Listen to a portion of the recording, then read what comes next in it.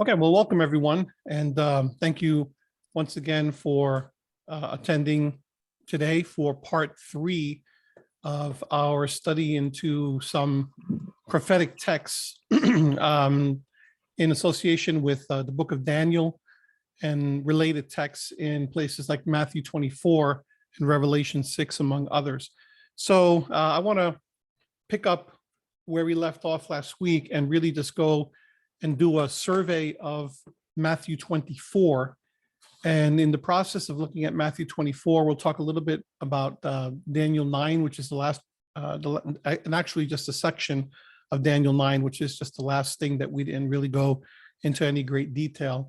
And I'm not going to go into terribly great detail into that section of Daniel 9, except in relation to Matthew 24, because as I explained last time, there are any number of interpretations, and it can get very confusing to try to navigate the different types of understandings that people have with regard to Daniel. So if you ever studied prophecy before, and particularly the book of Daniel and the book of Revelation, you've probably found that there are sections that are somewhat vague, and then when you ask different people about their understanding, you're going to find that they're really all over the place, especially when it comes to things like numbers and dates and things of that nature. So you got to be very careful about that, not to be too dogmatic, but rather to get a general sense of what those passages are telling you, so that you're in the vicinity of what the prophecies are trying to convey, and you're trying to learn the goal. Whenever I look at prophecy, the goal for me is to get the sense of what Almighty Yahweh is trying to convey to us, without becoming too literal about texts or without becoming too dogmatic about those texts. And you hear me use that word dogma all the time, because people get very, very dogmatic about this interpretation or that interpretation. And I think that they do so to their detriment, because I have seen many situations where people are very dogmatic about something, and then I come across a piece of information about language or history, and it just totally blows out of the water what it is that they're trying to communicate, because it's just plain flat out wrong. So be very careful about that, particularly when you're dealing with prophecy, okay? All right, so with that in mind, I want to start today by examining a passage of scripture to give you a sense of what I just described, how things are not always what they seem whenever you look at a particular text. So I want to start out just by reiterating that when it comes to prophecy, and particularly the book of Daniel, the book of Revelation, you're dealing with a type of literature, a genre of biblical literature known as apocalyptic, okay? And the word apocalyptic gets a bad rap, because we think of, in our modern day, we think of the term apocalyptic and its related terms, apocalypse, in terms of some kind of catastrophe, some kind of catastrophic event. So people will say all the time, you've watched series like The Walking Dead or movies like World War Z, and they think, okay, well, this is a zombie apocalypse, right? Or they think about this apocalypse, or that apocalypse. And then they view it in terms of an end time event, as they view it, the end of the world, right? Some type of cataclysmic or catastrophic event. So we've become accustomed in our culture, particularly in the West and in the United States in particular, we've become accustomed to thinking about apocalypse in that sense, right? You just normally have a knee-jerk reaction to anything dealing with apocalypse or apocalyptic as some type of end-time catastrophic world event, end of the world type event. And when it comes to the Bible, nothing could be further from the truth. Nothing could be further from the truth. We're not at all talking about some kind of end of the world event, because quite frankly, there is no end of the world as in the sense in which people know it. Yahweh created this world, and it's a beautiful world, and it's undergone corruption because of the sin of Adam and thousands of years of human history. but it is not for human beings to destroy this world, but it is for Almighty Yahweh to renew this world. And this is part, in great part, what we're going to talk about in Matthew 24. But the word apocalypse, in fact, comes from the Greek word, and I've been pronouncing this incorrectly because I keep thinking of the Spanish term apocalypsis, but the Greek term is, I believe, is apocalypsis. But the word means not some kind of catastrophic event, but it has to do with the term revealing. You're revealing something that at one point is behind the veil, if you will, V-E-I-L. But in the biblical sense, Yahweh has removed that veil in order that we can see and understand what has occurred or what is going to occur. So you see that in the book of Revelation, for example. The book of Revelation, in fact, is an apocalyptic book, and it is in fact known as one of the terms for the book of Revelation is the apocalypse, right? Matter of fact, let me just pull something up here real quick.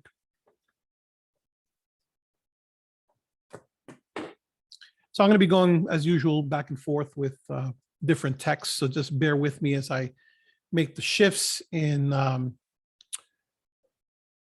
Zoom. And this is the last portion today, and we should have plenty of time to get through everything in the sense in which I want to get through it today. So, so you should see the text come up in just a moment.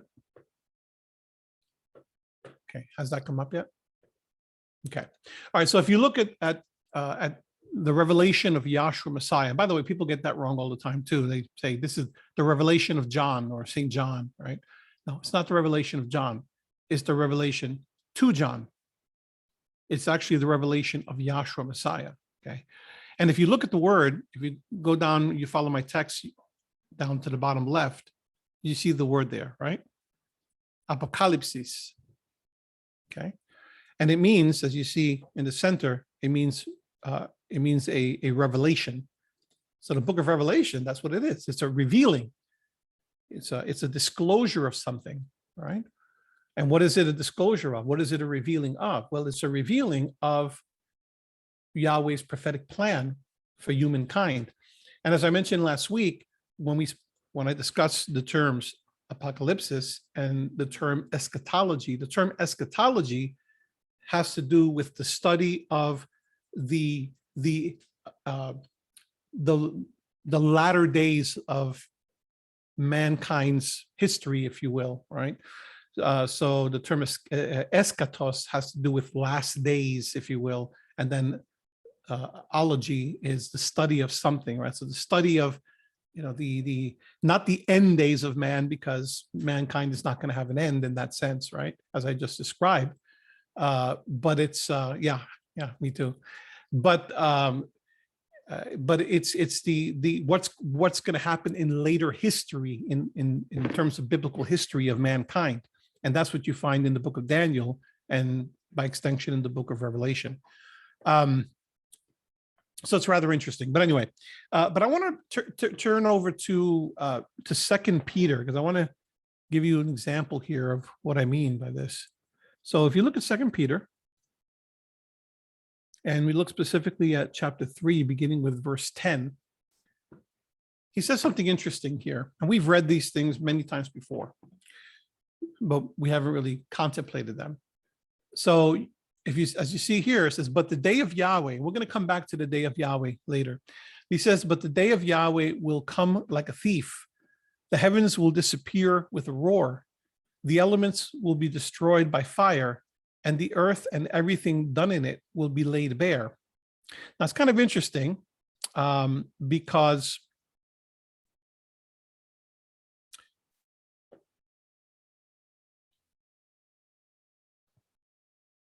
let me find this here.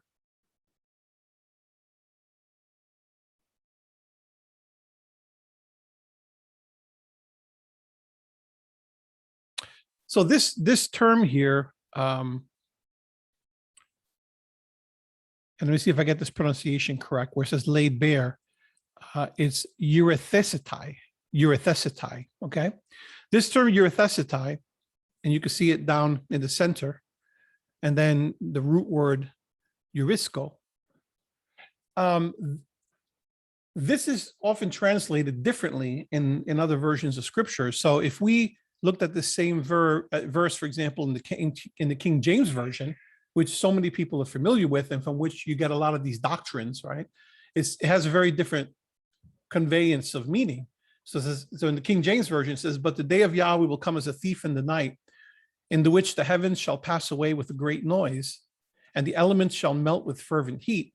The earth also and the works that are therein shall be burned up." So when people look at this, they say, "Oh, look at that! The earth is going to be burned up." But notice that in the version that we just saw, in the New International Version, let me go back to that.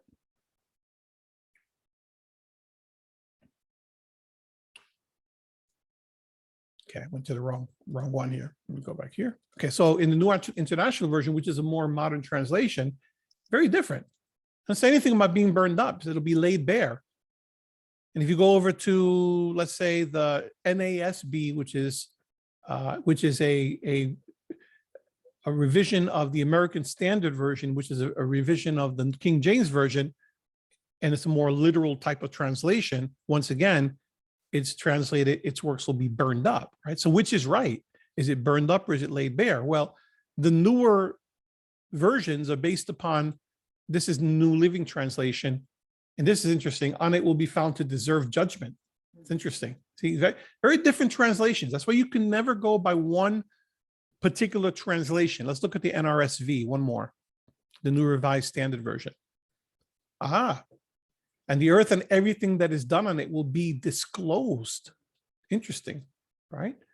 So what I want to point out with this is the old ideas about the way prophecies are interpreted are oftentimes given a much different meaning because they had poorer scholarship.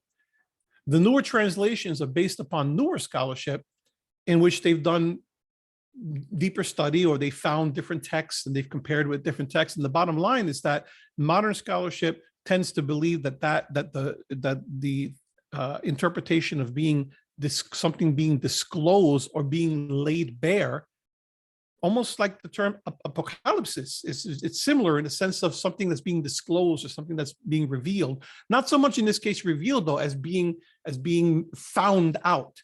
So the concept is of something being disclosed or found. You know, you found something, you made it clearer, you made it evident. So the older way of looking at things was more according to the Greek philosophies, the philosophers called the Stoics, their concept of burning something up. But even when you look at it from their point of view, they would consider something being burned up, but in the sense of purifying something so that you can purify it and start anew. In other words, you're laying something bare and you're making something clear to start anew. So the idea that's being conveyed here is not of the earth being destroyed, the earth being burned up in some way so that the earth is gone, like the folks who want to have some kind of a cataclysmic apocalypse want to tell you, but rather the idea that's being conveyed is one of Yahweh fully revealing what the earth and everything that is on it is meant to be, everything that it's meant to be, which is really what the whole concept of new creation is about. So we're not talking about, it's quite the contrary. We're not talking about a burning up and a destruction of the earth and everything in it. We're talking about a purification of the earth and a restoration, a revealing of its fullest potential in new creation. Very different concept. So what's all this about the heavens will pass away with a loud noise and the elements will be dissolved with fire? Well, that's figurative language. It's what we're going to see in Matthew 24, when we look at places like Isaiah 13 and other places in scripture that talks about the heavens being rolled open like a scroll, right? And the stars falling from the sky, etc. Okay. It's imagery that's going to describe cataclysmic world events. In other words, political, social, economic upheaval that's going to completely change the way the earth is today. And it's all happening as a result of Yahshua's presence on the earth and his death, his resurrection, which began new creation and began the whole process and continues until the present day. So I want you to just understand that not everything is as meets the eye when it comes to prophecy. And that's just one example of how that works. We'll talk a little bit more about the day of Yahweh, because the day of Yahweh is exactly, it's described in several places in the Old Testament. And it's this, it comes and institutes this cataclysmic change to humanity. And it's going to be extremely important to understand that. So, but let's go first let's start in Matthew 24. And as I've grown accustomed, I'm going to go to the Kingdom New Testament and give you that translation there. So bear with me as I find that.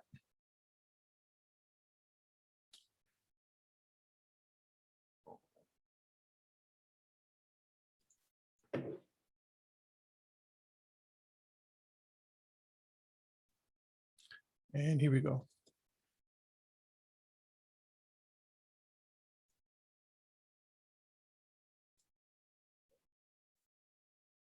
Okay, so we're in Matthew 24, and you should see it come on your screen in just a moment.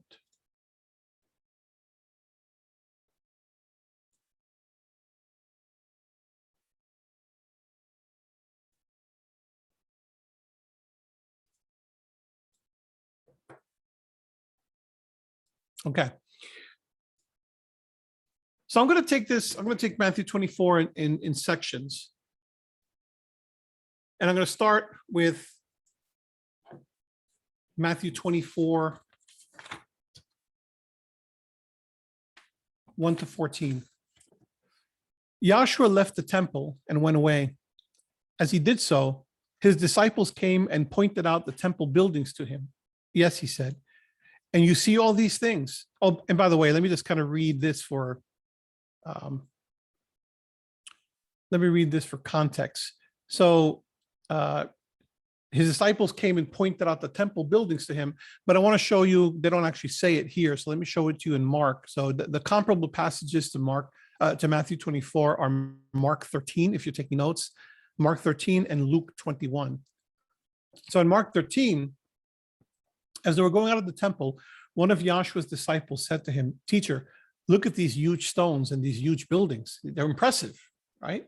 And the temple of Herod, which was the second temple, was like that. It was worldwide. It was known. It was renowned worldwide for being such a thing of beauty.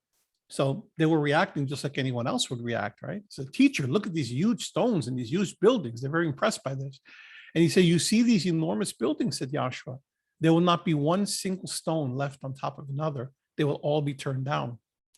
And then let's look at the comparable passage in Luke 21. He looked up, verse 5. Some people were talking about the temple, saying how wonderfully it was decorated with its beautiful stones and dedicated gifts. "Yes," said Yahshua, "but the days will come when everything you see will be torn down. Not one stone will be left standing on another." "Teacher," they asked him, "when will these things happen? What will be the sign that it's all about to take place?" So you notice how each of the gospel accounts gives a bit of a different angle, but they all essentially cover the same thing, right? So Yahshua left the temple back in Matthew 24 and went away. As he did so, his disciples came and pointed out the temple buildings to him. And by the way, when it says Yahshua left the temple and went away, what we haven't seen is a chapter or two before, particularly in Mark, like in Mark 11, for example, you see that Yahshua comes into the temple, and this is the incident where he overturns the tables, right?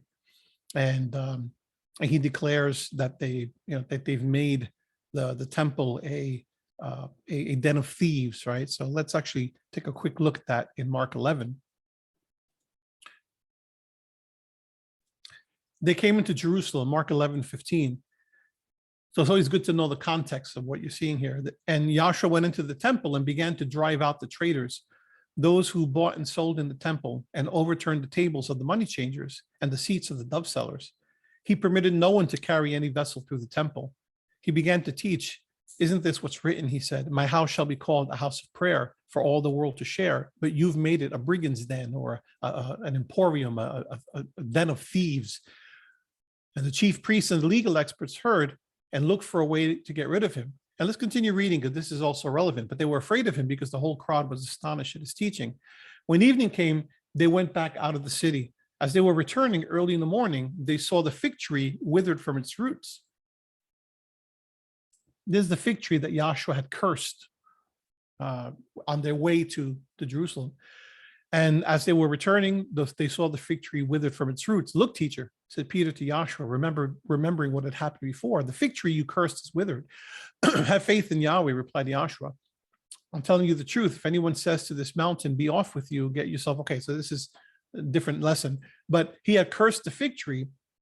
And this follows the discussion of the overturning of the money changer tables at the temple. So what's going on here? Well, what's going on here is that Yahshua, through a couple of what we call object lessons, Yahshua has foretold or prophesied of the coming destruction of the temple. Now, I want you to understand that we're talking about more here than just the physical destruction of the temple. We're talking about the destruction of the idea of the temple, the physical building of the temple, as having any centrality anymore in the lives of the worshipers of Almighty Yahweh. So while the temple certainly fulfilled its purpose, just like the tabernacle in its time fulfilled its purpose, so much emphasis had come to be placed upon the physical temple that people were severely missing the point. And the emphasis that they placed upon the sacrificial system in the temple, same thing. Ultimately, what Yahshua was going to show was that he himself was fulfilling the purpose that the temple was supposed to fulfill. So in a metaphorical sense, and that might have been difficult, of course, for the people of his time to accept, and we have the benefit of the hindsight of history to be able to go back and read and compare and look at these things. But in his day, it would have been very controversial. Indeed, it was. And this is one of the reasons why he was eventually executed, because he was viewed as a subversive, right, on several levels. But what he was trying to convey was that, look, you're missing the point about this physical temple. It's like in the time of Jeremiah, when they thought nothing could happen to them as long as the temple was standing. The temple of Yahweh, the temple of Yahweh, the temple of Yahweh. Look how wonderful these stones are, and these decorations and these gifts, right? It's not the building. What was the temple for? The temple was where you rendered your worship. The temple was a place of healing. The temple was a place of spiritual reconciliation. The temple was a place of restoration. Who is the place, or what is the place of all those things in the present? That's Yahshua the Messiah. There is no need for a physical temple because he is the temple, right? So he prophesies of the destruction of the temple and the judgment of Almighty Yahweh that's going to come upon Jerusalem. So you need to understand that context fully, and you need to also further understand that that is the very thought of that happening. We're looking again in the hindsight of history, but the very thought of that happening is earth-shattering. It's cataclysmic to the people of his day because of the importance of the temple in the social, spiritual, political, and economic life of the people of his time.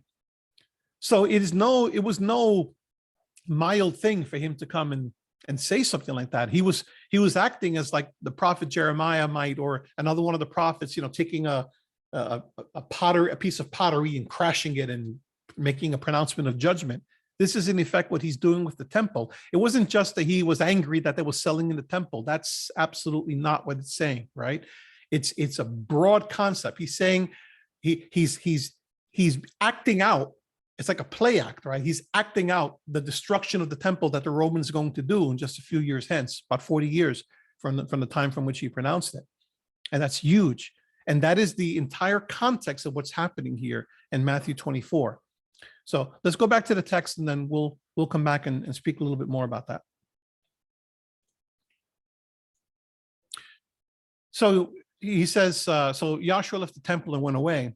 As he did so, His disciples came and pointed out the temple buildings to him. Yes, he said, and you see all these things. I'm telling you the truth. Not one stone will be left standing upon another. All of them will be thrown down. And don't you know that that's exactly what happened when the Romans came in? They tore the whole thing down. The only thing that was left standing was a portion of the retaining wall, which is what we know today as the Western Wall, right? Portions of that. And that's not part of the original temple. That was part of, people get that mixed up sometimes. They think that that's a remnant of the former temple. It isn't.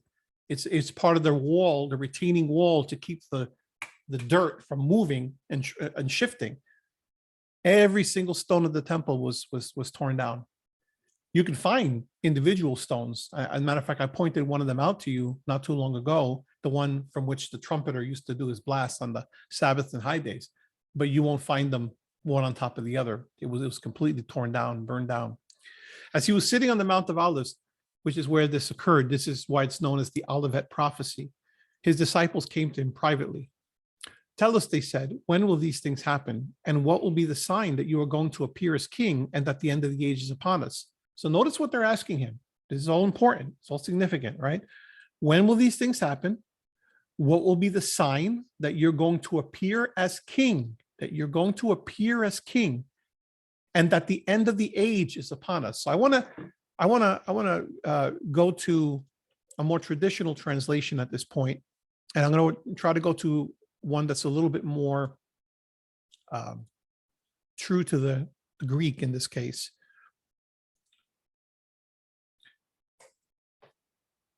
So that you see the traditional understanding side by side.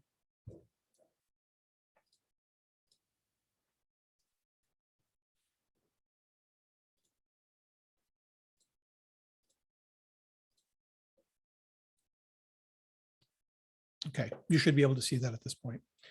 So as he was, verse 3, as he was sitting on the Mount of Olives, the disciples came to him privately saying, tell us, when will these things happen? Excuse me, folks, give me 1 second here.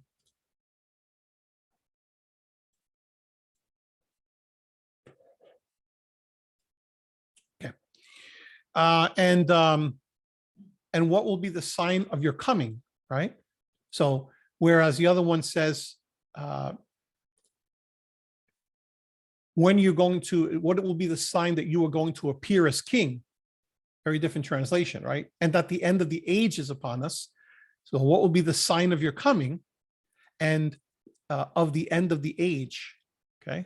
So this, let me examine this thing, the end of the age, first off, right? So the term age, if you look, and I'll always say look down because it shows you the Greek word down at the bottom in a transliteration, right? So this word ionos, right? So this word ionos is the word for age or eternity, right? So when you talk about eternity or the age to come, this word ionos, zoe ionos, the eternal life, for example, right? It's a zoe ionion. It's eternal life. It's the age, but it's cognate to that. Okay, but this term "end of the age" is eternity. What is this end? The term is synteleas, and it means, if you look at the bottom, it means completion. It means consummation. So what he's asking is, it's not end of the age. So I don't like things like end, right? Because it implies like the end. When people hear the end of the age, they hear what? They hear the end of the world, right? This is why, there's so much confusion about things. They'll look at a passage like 2 Peter 3. Oh, there it is. The earth is going to be burned up. No, it isn't. They look, oh, the end of the age. Oh, that means the end of the world. No, it isn't, right? The consummation of the age. What's a consummation? When you consummate, for lack of a better term, when you consummate a marriage, right? You engage in the act that makes the marriage official, if you will, right? So consummation of the age is a consummation of all things, a fulfillment of all things, right? What's going to be fulfillment of all the things? Well, all things what? All the things that he's prophesying, right? How are we going to know when these things are actually happening and have occurred in the order in which you say that they're going to happen? And then the sign of your coming, very important word here. The word is parousia, okay? You can see it there on the bottom left, parousia. And parousia is an interesting word because it actually means a visible appearance, right? It's an appearance or a manifestation, and it has a context to it. It appears around at least 24 times in the New Testament. So it's a very important word, and it appears in certain different contexts, but the word has to do with the appearance or manifestation in the sense of the presence or the arrival of, because it's not just used in a biblical context, but it's also used in pagan context, is the arrival of what we'll call a deity, okay? Or in the case of Yahshua, of the true Elohim, right? So it's an actual presence or arrival of the Almighty. It also refers to, it's used in the context of the moment when a king or a general who has been away from his people returns, okay? So this is what we're talking about. So a general or a king who is away on a trip. So for example, the first instance, or either the first or the second instance, the roots in the Roman world would be, for example, Caesar. You know, Caesar goes away to a foreign country because he's conducting some business or of some sort, or he becomes Caesar, and people in smaller towns or villages, they don't have the opportunity to interact with him because he hasn't gone to them. They would love for him to come and make an appearance at their place, right? But you also have the context of a king or a general who returns, let's say, from war or from a far journey. And it's this idea of an important a figure, royalty, appearing, making an appearance before you, or returning from something. And this is the context in which we're seeing it described for Yahshua. What will be the sign of your appearing, of your presence with us, of your returning to us, you see? From what? Well, they knew that he was going to, at some point, be away from them. They knew this. And we see it described further later after his death and resurrection. You see it in the book of Acts, and we're going to turn there in just a little bit. Okay. But in actuality, you know what? Yeah, let me hold off on that discussion. Okay. So parousia. So what will be the sign of your coming, of your presence, of your appearing, and of the end of the age? And Yahshua answered and said to them, see to it that no one misleads you. Okay. Before I go into the prophecy there, I want to go through a few important things, kind of in a sense of a preview. Okay. So this appearing of Yahshua. So where else do you see this in scripture? Where else do you see this described?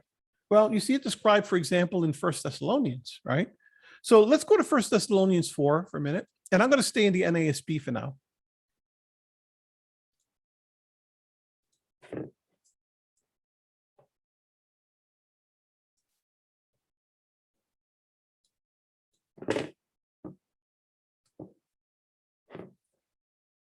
First Thessalonians 4, and this is, of course, describing Yahshua's return.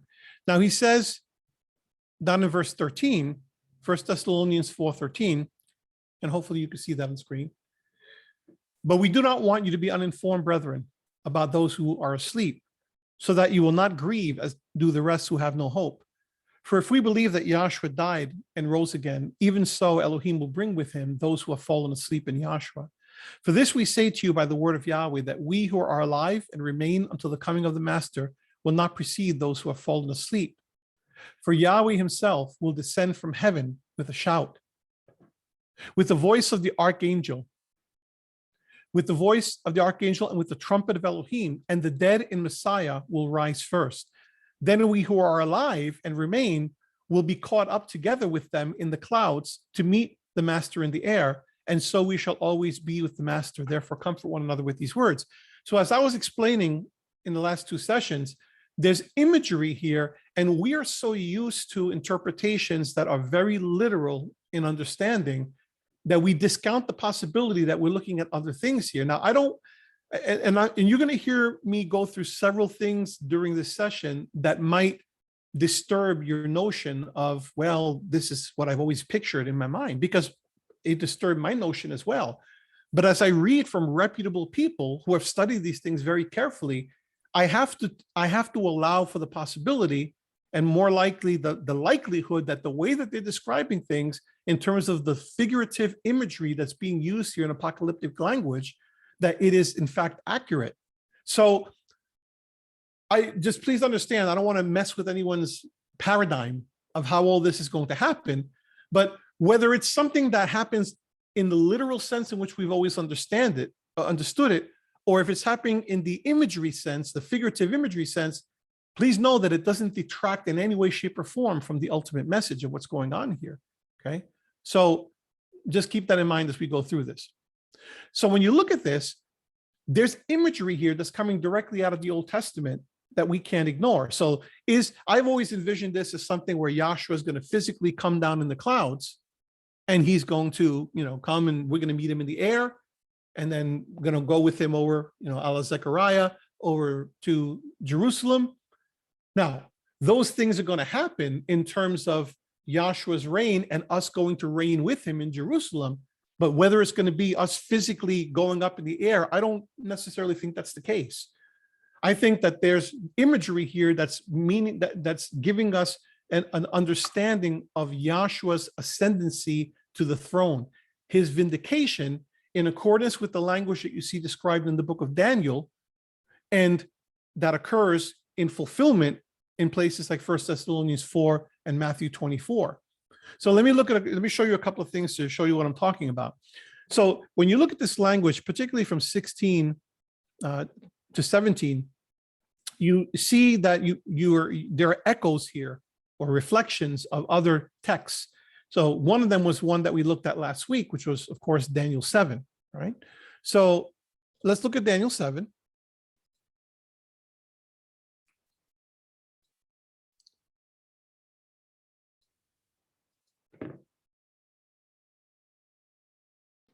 And this is, of course, the passage dealing with the Son of Man. So it says, beginning with verse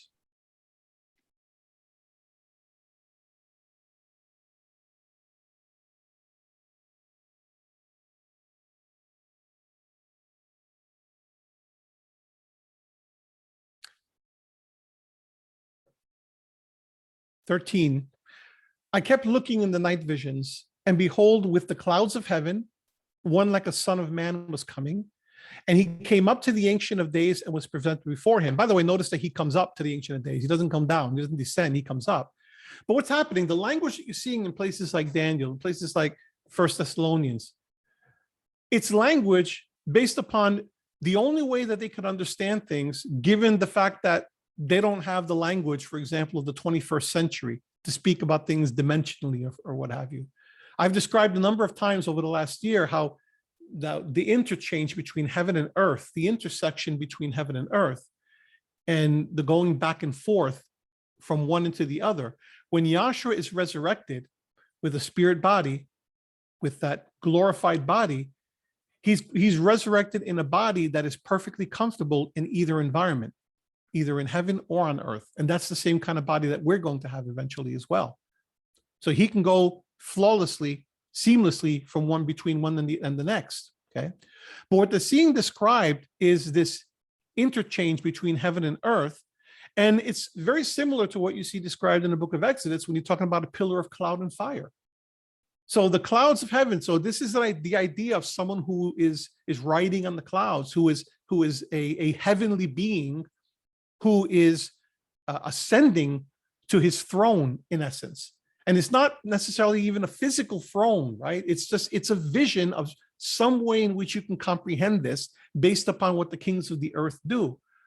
So just like the pillar of cloud and fire would appear before Moses and then rise again, right? This is similar to what you're seeing here. It's similar language. One like a son of man coming, he presents himself to the Ancient of Days, and to him was given dominion, etc., right? But then you also have shades of Exodus 19. We're talking about 1 Thessalonians 4. So Exodus 19 the context is Pentecost, right? The Feast of Weeks.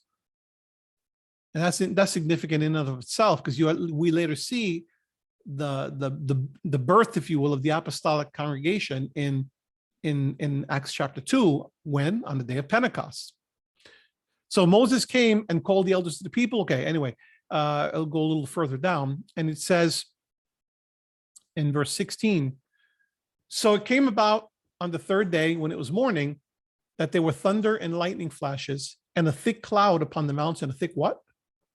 A thick cloud upon the mountain, and what? And a very loud trumpet sound, so that all the people who were in the camp trembled. And Moses brought the people out of the camp to meet Elohim. They stood at the foot of the mountain. Moses did what? Moses brought the people out of the camp. Who? The people out of the camp, the people of Elohim, out of the camp to meet Elohim, and they stood at the foot of the mountain. Now notice Mount Sinai was all in smoke clouds because Yahweh descended upon it in fire, and its smoke ascended like the smoke of a furnace, and the whole mountain quaked violently. When the sound of the what? The trumpet grew louder and louder, Moses spoke, and Elohim answered him with thunder. And then Yahweh came down on Mount Sinai to the top of the mountain, and Yahweh called Moses to the top of the mountain, etc. Right? So what you're seeing here in 1 Thessalonians 14 is Moses' language. So Yahweh himself descends from heaven with a shout, with the voice of the archangel. So we're told in Galatians 3 that the law was given, that law that was added, which is the law that came 430 years later, which is the law that was given at Sinai, was given by means of an intermediary. What is that? By means of an angel. With the voice of the archangel and with the trumpet of Elohim. And we just saw the trumpet described in Exodus 19. And the dead in Messiah will rise first. Then we who are alive and remain will be caught up together with them in the clouds to meet the master in the air. And so we shall always be with Yahweh. So whether that's in a physical cloud that we're caught up with him, or whether that's us going into this dimensional thing with him, it doesn't matter, right? I just want you to be aware that there's this imagery here, because sometimes the things that we picture are not necessarily the way that it's meant to be, that it's intended to be read. And it might make a difference in the way we interpret this. It might not make a difference, right? But the main message is still clear. But I wanted to make that clear to you about the figurative imagery. Okay. You also consider something like, and let me see if I can find this before I share it.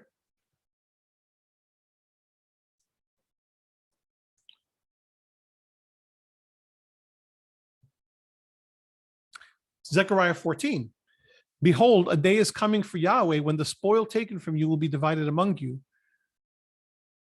And he describes how he's going to gather the nations against Jerusalem to battle, etc.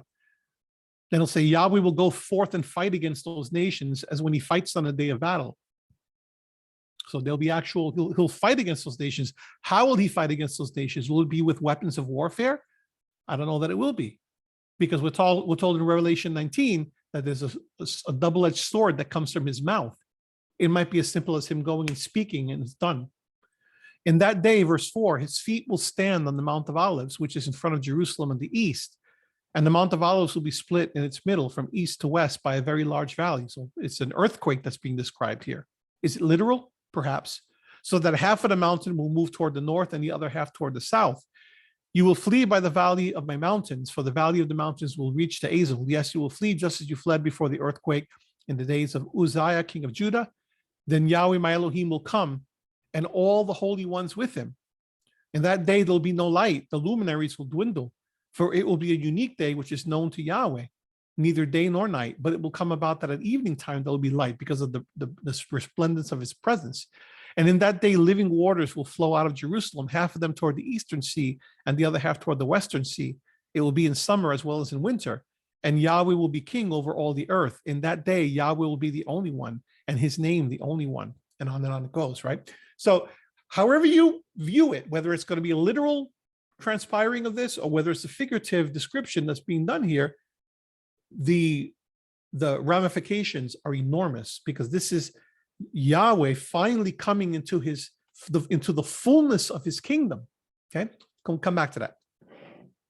So, and by the way, this is what's known when you see here in 1 Thessalonians 14. There's a technical term in Greek which is apanthesis. You might write that apanthesis, apanthesis. And what you see in Zechariah 14, and by extension in 1 Thessalonians 4, which is a description, is the same description as you're seeing in Zechariah 14. It's an apanthesis that's being described. Well, what is that? And how is it related to this parousia? It's the king appears, and when he comes, his royal subjects go out to meet him. It would be very rude to have the king come and then, tell him, hey, take the subway and we'll meet you at, this is where our headquarters is, right? Or have a cab, get an Uber to take you to, whatever. It's not the way it works. When there's someone important, you go out to meet them. I remember that years back when I worked for an executive in the Pennsylvania Department of State. I remember when we put together the program for the Electoral College, and we had dignitaries that were coming in.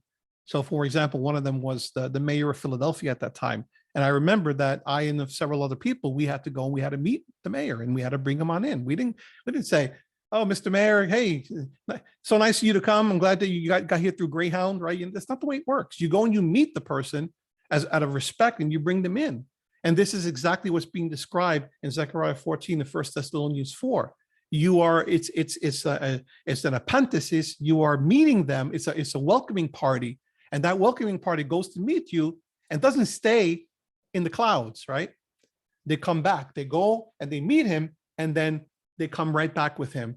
And then they're ruling in Jerusalem, right? How exactly that occurs? Is it just fully a dimensional thing? Is it an actual flying across the clouds and cross, right? We don't really know for sure, but that's the way it's going to happen.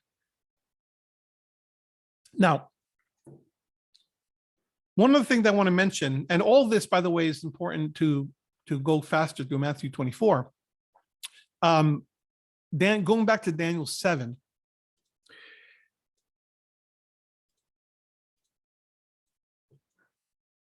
What is happening in Daniel 7?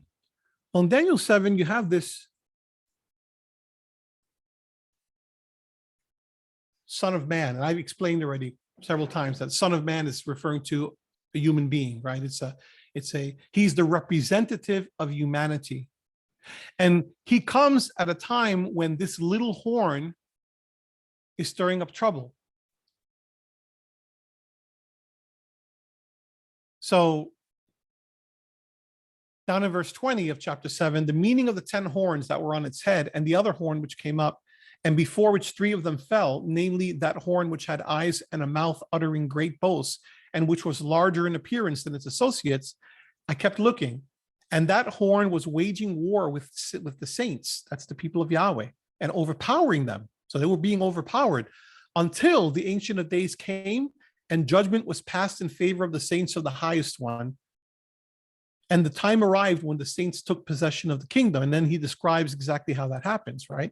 He's talking here about how the court will sit for judgment, verse 26, and his dominion will be taken away, annihilated, and destroyed forever. This is that last beast.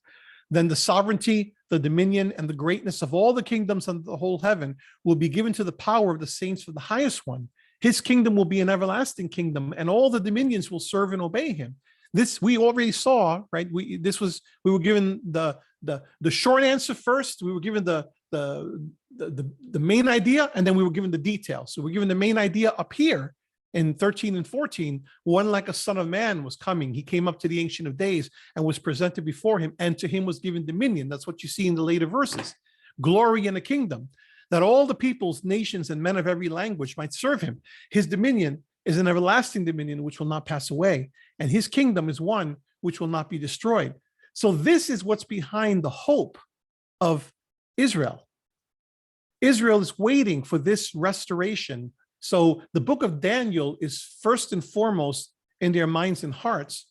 So when Yahshua comes speaking about things like you see described in Matthew 24, they're viewing this in the context of the book of Daniel. I also described last week Matthew 21, 33 to 46, and I won't go back and read it for lack of time, but Matthew 21, 33 to 46 is the parable of the tenant, where remember that the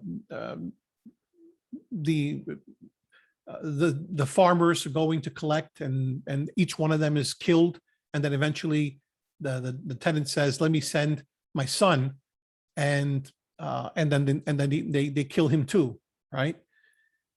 And at the very end, he says the stone that the builders rejected, which is a reference to Psalm 118, has become now the stone that becomes the cornerstone, right?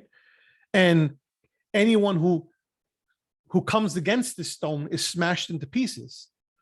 Same thing that's being described here in Daniel 7. And you also see it in Psalm 2, right? So all of these things are in the forefront of people's minds when they're considering these prophecies. So Psalm 2, he who sits, verse 4, in the heavens laughs at what? At the nations who think that we're going to do things our own way. We're going to tear their fetters apart, right? We're against Yahweh and against his anointed. Who is his anointed? The Son of Man, saying, let us tear their fetters apart and cast away their cords from us. He who sits in the heavens laughs. Yahweh scoffs at them. Then he will speak to them in his anger and terrify them in his fury, saying, but as for me, I have installed my king upon Zion, my holy mountain. I will surely tell of the decree of Yahweh. He said to me, you are my son, my Ben. Today I have begotten you. Ask of me, and I will surely give the nations as your inheritance, and the very ends of the earth as your possession. You shall break them with a rod of iron. Same thing as with the sword that's proceeding from his mouth. You shall shatter them like earthenware, right? And all the kings are told, you better do homage to the Son, lest he be angry and you perish in the way. All of this is coming into play here. Psalm 118, Psalm 2, Daniel 7, Daniel 2. Okay, so with that context, let's go back to Matthew 24 and let's continue to read. Oh, and what is happening there? A couple more things. So what is happening there? So what is happening is that, and I'll keep my thing off for a minute. What is happening is that, remember that the people of the Most High are initially being destroyed by the beast, by all of these beasts in succession, these empires that represent all these world rulers and these powers. But they don't only represent political powers, world powers, and nations as you see them. They represent something even deeper. They represent the forces that have weighed down humanity, the forces that have weighed down mankind, the idolatrous forces, the political forces that have gone in the way of idolatry, the economic and social forces that have deviated from the sound principles of the word of Yahweh and have kept mankind down, and all the ways in which humankind tries to fill the void in their lives that can only be filled by reconnecting to Almighty Yahweh. From the very beginning, from the fall at Eden until the present, those forces have influenced humankind, and to the very present day, those have been the things that have kept us down. It's what you see and what Paul is trying to explain in the book of Romans, right? And we went through that in some detail, but it's been a while. Romans chapter 1, particularly around verse, let's see, was it verse 28 maybe? Yeah, so verse 18, starting with verse 18, Romans 1:18. For the wrath of Yahweh is revealed from heaven against all wickedness and unrighteousness of men who suppress the truth and unrighteousness, right? This is what he's fighting against. This is what the wrath of Yahweh, the judgment of Yahweh is revealed from heaven against what? Against just individual sins that human beings have? That's not what the book of Romans is about. The book of Romans, as I've explained, is not about dealing with individual sin. Individual sin certainly encompassed within everything, but it's a much bigger picture here. It's like I said, sin with a capital S, as Dr. Wright has described it, sin with a capital S, that it has engulfed all of humankind. There's something much greater at stake. Yahshua didn't come so that each one individually necessarily would be freed from their sin, although that absolutely occurs. But that's not the main message. The main message is a salvation of humanity from the claws of sin and these evil, wicked forces. It's what the book of Galatians refers to as elemental forces, right? For the wrath of Yahweh is revealed from heaven against all wickedness and unrighteousness of men who suppress the truth and unrighteousness, because that which is known about Elohim is evident within them, for Elohim made it evident to them. For since the creation of his world, his invisible attributes, his internal power, divine, eternal nature have been clearly seen, being understood through what has been made, so that they are without excuse. In other words, the evidence of Yahweh's existence is everywhere. Nobody has an excuse. For even though they knew Elohim, they did not honor him as Elohim or give thanks, but they became futile in their speculations, and their foolish heart was darkened. Collectively, there, right? Professing to be wise, they became fools and exchanged the glory of the incorruptible Elohim for an image in the form of corruptible man and of birds and four-footed animals and crawling creatures. What is that? That's called idolatry. And it began in the Garden of Eden. So we exchanged the glory of Yahweh for the glory of to give a glory to a serpent, right? And everything that he stood for. And it was downhill from there.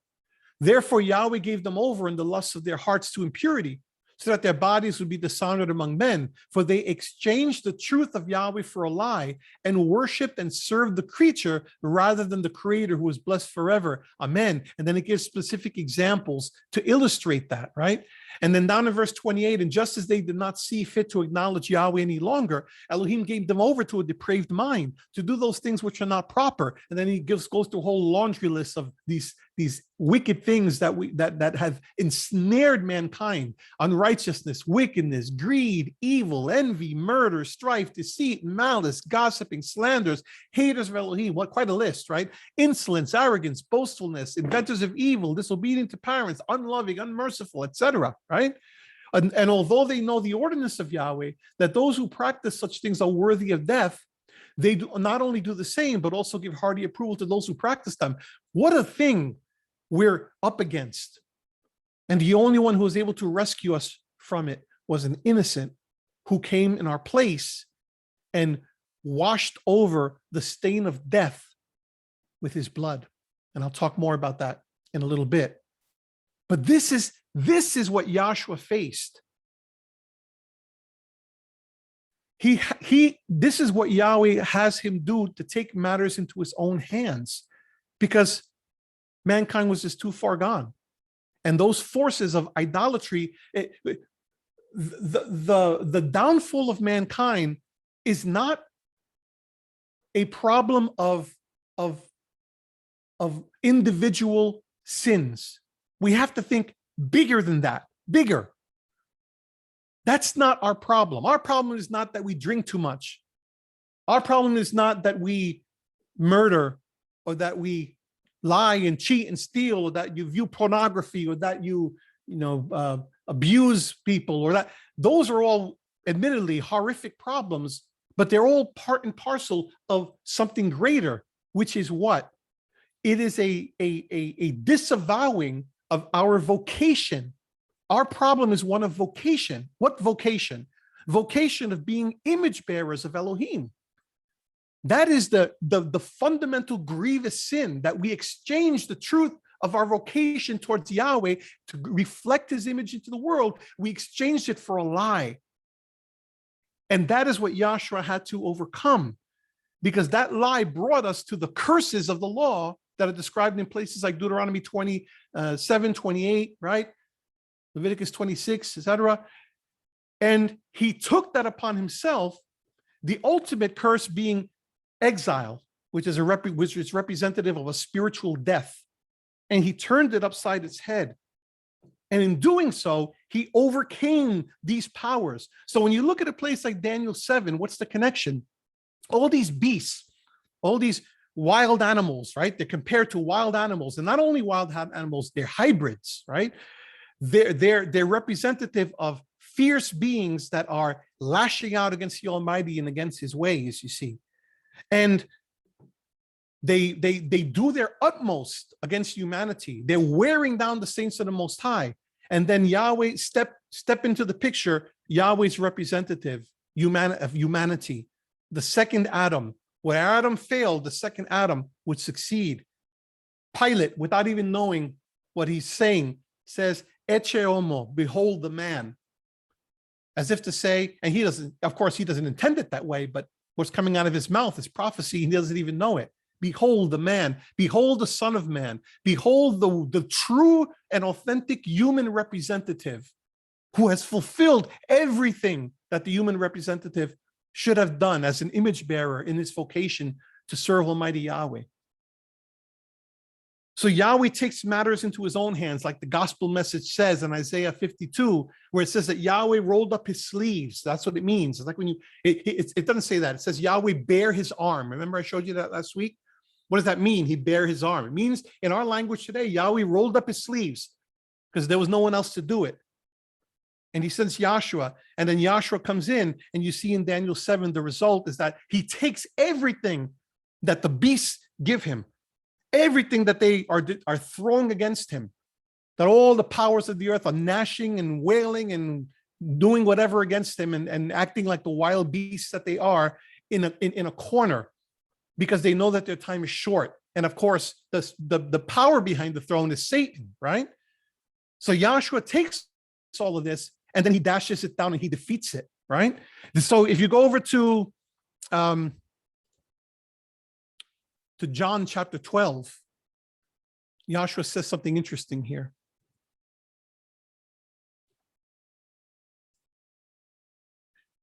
And this is when he's meeting with Greeks, and interestingly, it's with Greeks, right?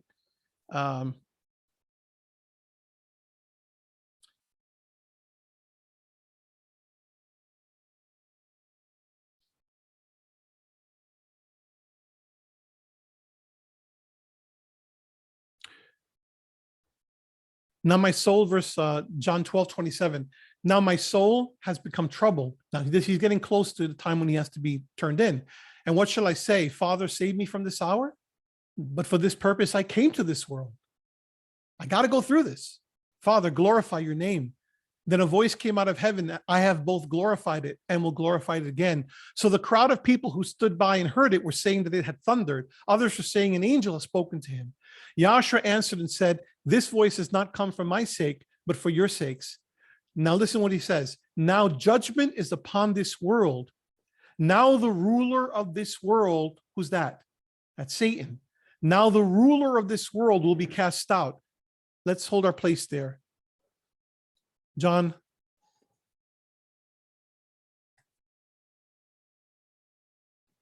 15. A few chapters later.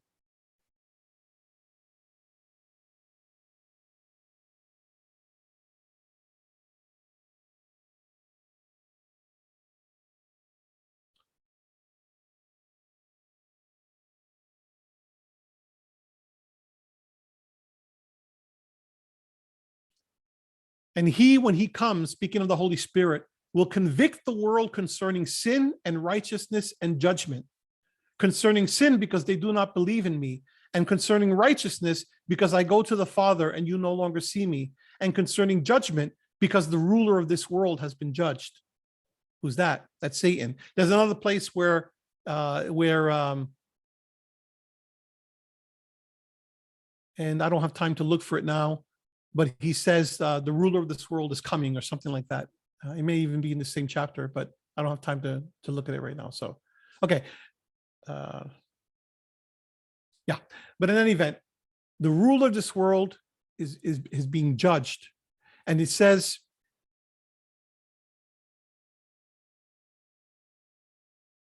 when he comes, the Spirit will convict the world concerning sin and righteousness and judgment. Concerning sin, because they did, etc. Okay. Now, if you remember Daniel 9, right?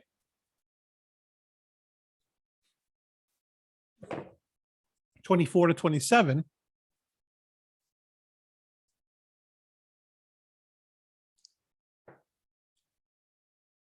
He says, 70 weeks have been decreed for your people in your holy city to do what? To finish the transgression, to make an end of sin, to make atonement for iniquity, to bring in everlasting righteousness. Does that look familiar? To seal up vision and prophecy and to anoint the most holy place. So when you see these things here, timing, we can discuss from here until the cows come home what the exact timing on this thing is. It's a prophetic time period. And I offered you one potential way of doing that last week, that according to that reckoning would take you right about to the time of Yahshua, or a little bit after, right around the time of his crucifixion. But it's this part that I'm really concerned about, right? To do what? The decree to finish the transgression. And each of these things means something that I would have to take time to elaborate on each one. We don't have the time, but to finish the transgression, the rebellion that has brought them to this point, to make an end to sin, to make atonement for iniquity. And they look like they're the same thing, but they're actually different connotations of similar themes. To bring in everlasting righteousness. This is all the kind of stuff that Yahshua is describing here, right? The Holy Spirit comes to convict the world concerning sin and righteousness and judgment, right? Because he's going to bring in righteousness, because they do not believe in me, and concerning righteousness, because I go to the Father and you no longer see me, and concerning judgment, because the ruler of this world has been judged. It's all happening. This is all fulfillment of things that you're seeing in Daniel chapter 9, partial fulfillment anyway, right? So let's go back to John 12. So he says, this voice has not come for your sake, but for your sakes. Now judgment is upon this world. This is verse 31. Now the ruler of this world will be cast out. This is what you see in Daniel 7. The ruler of this world will be cast out. And I, if I am lifted up from the earth, will draw all men to myself. But he was saying this to indicate the kind of death by which he was to die. The crowd then answered him, we have heard out of the law that the Messiah is to remain forever. And how can you say the Son of Man must be lifted up? Who is the Son of Man? And notice this hidden connection with the Son of Man. It's Daniel language, right? So Yahshua said to them, for a little while longer, the light is among you. While you walk while you have the light, so that darkness will not overtake you. He who walks in the darkness does not know where he goes, okay, etc. But he says, and if I am lifted up from the earth, will draw all men to myself. And he was indicating the death he was going to die. So he's lifted up from the earth and he's drawing all men to himself. So he's drawing a lot more than all men to himself, right? Because what he's doing is he's drawing everything to himself. He's drawing sin to himself. All of this evil, all this stuff that you see in Romans 1, this is the weight that he's feeling at Gethsemane, right? We talk about the sin of the world. That's the thing that people think, they think about it. It's a nice poetic thing that, oh, he took there's the weight of the world on his shoulders and all that. And they view that's real. But this is what it means. He became, I don't want to trivialize it, but it's as if he became the magnet for all of the darkness and all the evil that existed on the earth, everything that had corrupted Eden, everything unleashed through the sin and degradation that occurred in the Garden of Eden, through the disobedience to Yahweh's word. He repaired it. It's almost as if you, and again, I don't want to trivialize it, but it's to give you an image. It's almost as if you're watching a movie where, something is cracked and then someone has to come and solder it together, right? And with great fury. And when you see things in movies, my friends, where you have messianic themes, do you think that that's just coincidental? The people who do these things, they're not necessarily religious minded, right? But they're creatives because they're human beings created in the image of Yahweh. And whether they know it, they're coming up with ideas, stories that need to be told that reflect these concepts and these ideas. One example, if any of you ever saw the show Lost, right? I mean, a lot of people were freaked out by Lost, right? But if you saw it, and you see what happens with that island at the end, and Jack is a messianic figure, right? For those of you who saw it, you know exactly what I'm talking about. Matter of fact, they even portray him as a messianic figure. There's a point at which he's towards the end where he's got, I'm sorry if I'm giving a spoiler to anyone who has seen Lost, but it's been years now. So if you haven't seen it, so he's sitting there by a river or crouched there, and his hands are out like this by the waters. And that's a classic messianic picture of the hands on the water. And what does he go? He has to go into some place where he has to restore something that will right and it's a cataclysmic thing.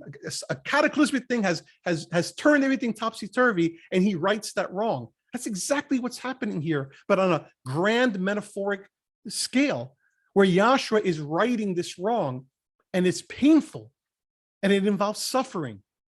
And that extends to his worshipers, who will be continuing his work in the midst of the world until he comes in the final parousia, which is what you're seeing described in Matthew 24. So he takes all that darkness and all that evil, he takes matters into his own hands, and he brings it to himself. And then I also described last week how you have Mark 14, where he tells the disciples, not the disciples, and let's actually look at that.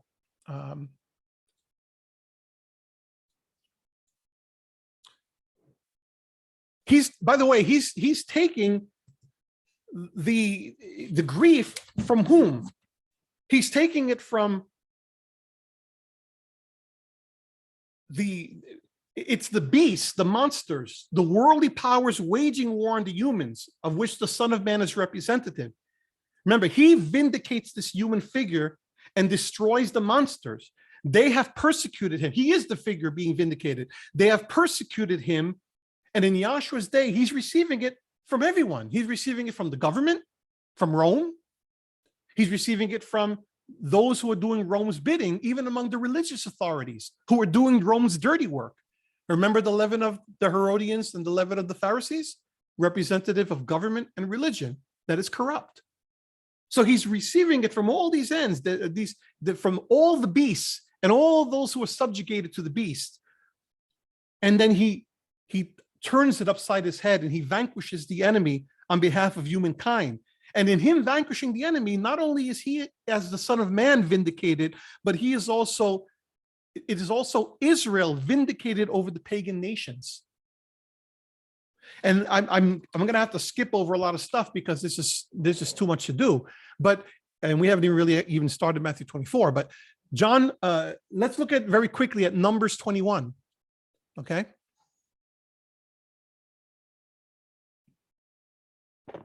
So he's lifted up. If the Son of Man is lifted up, he'll draw all men to him. Where have we seen this before? Well, you see it over in Numbers 21, beginning with verse 4. Let's say with verse 5. The people spoke against Elohim and Moses. Why have you brought us up out of Egypt to die in the wilderness? Seems that even in the midst of being saved, people are always complaining. There's always these forces that are moving mankind to agitation. There's no food and water. Complain, grumble, grumble, grumble. Reload this miserable food. Yeah, I guess it was a lot better in Egypt, right? When the whip was going across your back. No, it wasn't. But people always find a way to complain. And then in verse 6, Yahweh sent fiery serpents among the people. What's that? That's judgment. And they bit the people so that many people of Israel died.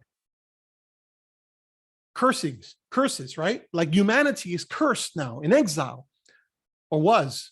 So the people came to Moses and said, we have sinned because we've spoken against Yahweh, and you intercede with Yahweh that he may remove the serpents from us. And Moses interceded for the people. Then Yahweh said to Moses, make a fiery serpent and set it on a standard. And it shall come about that everyone who is bitten, when he looks at him, he will live. And Moses made a bronze serpent and set it on the standard. And it came about that if a serpent bit any man, when he looked to the bronze serpent, he lived. What is that? That's what Yahshua represented, with the Son of Man being lifted up, drawing every man to him for salvation. The scapegoat in the wilderness for Yom Kippur, similar concept, right? It's someone taking upon himself the burden and the curse that should have fallen upon mankind. And by the way, I don't have even remotely enough time to go through this, but in terms of the sacrificial system, we've viewed the sacrificial system in a way that is not entirely accurate, in my opinion, because the way that we look at the sacrificial system is that the way that traditional Christianity explains things is that Yahshua took the wrath of the Almighty upon himself, and he was killed on our behalf because Yahweh had to kill someone. So therefore his son's in the way, kill him. And no, that's not that wrathful bullying type of Elohim is not the message that's being conveyed. The animals in the temple were sacrificed where? So let's take a quick look at that, and then we'll come back.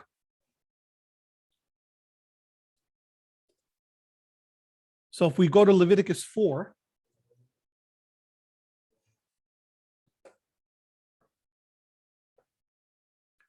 this is the sin offering. He shall bring the bull to the doorway, verse 4, Leviticus 4:4. He shall bring the bull to the doorway of the tent of meeting before Yahweh, and he shall lay his hand on the head of the bull and slay the bull before Yahweh. Then the anointed priest is to take some of the blood of the bull and bring it to the tent of meeting, and then he sprinkles it around the tent of meeting, right? And then let's go down a little bit further. This is the congregation commits the error. So they lay their hands on the head of the bull before Yahweh. The bull is slain before Yahweh. Where? Before the tent of meeting, right? The anointed priest is to bring some of the blood of the bull to the tent of meeting, okay? She removes all the fat and offers it on smoke on the altar. And by the way, what does he do with the blood? The blood he pours out at the base of the altar of burnt offering, which is at the doorway of the tent of meeting. Then let's go down the leader, right? You bring it to the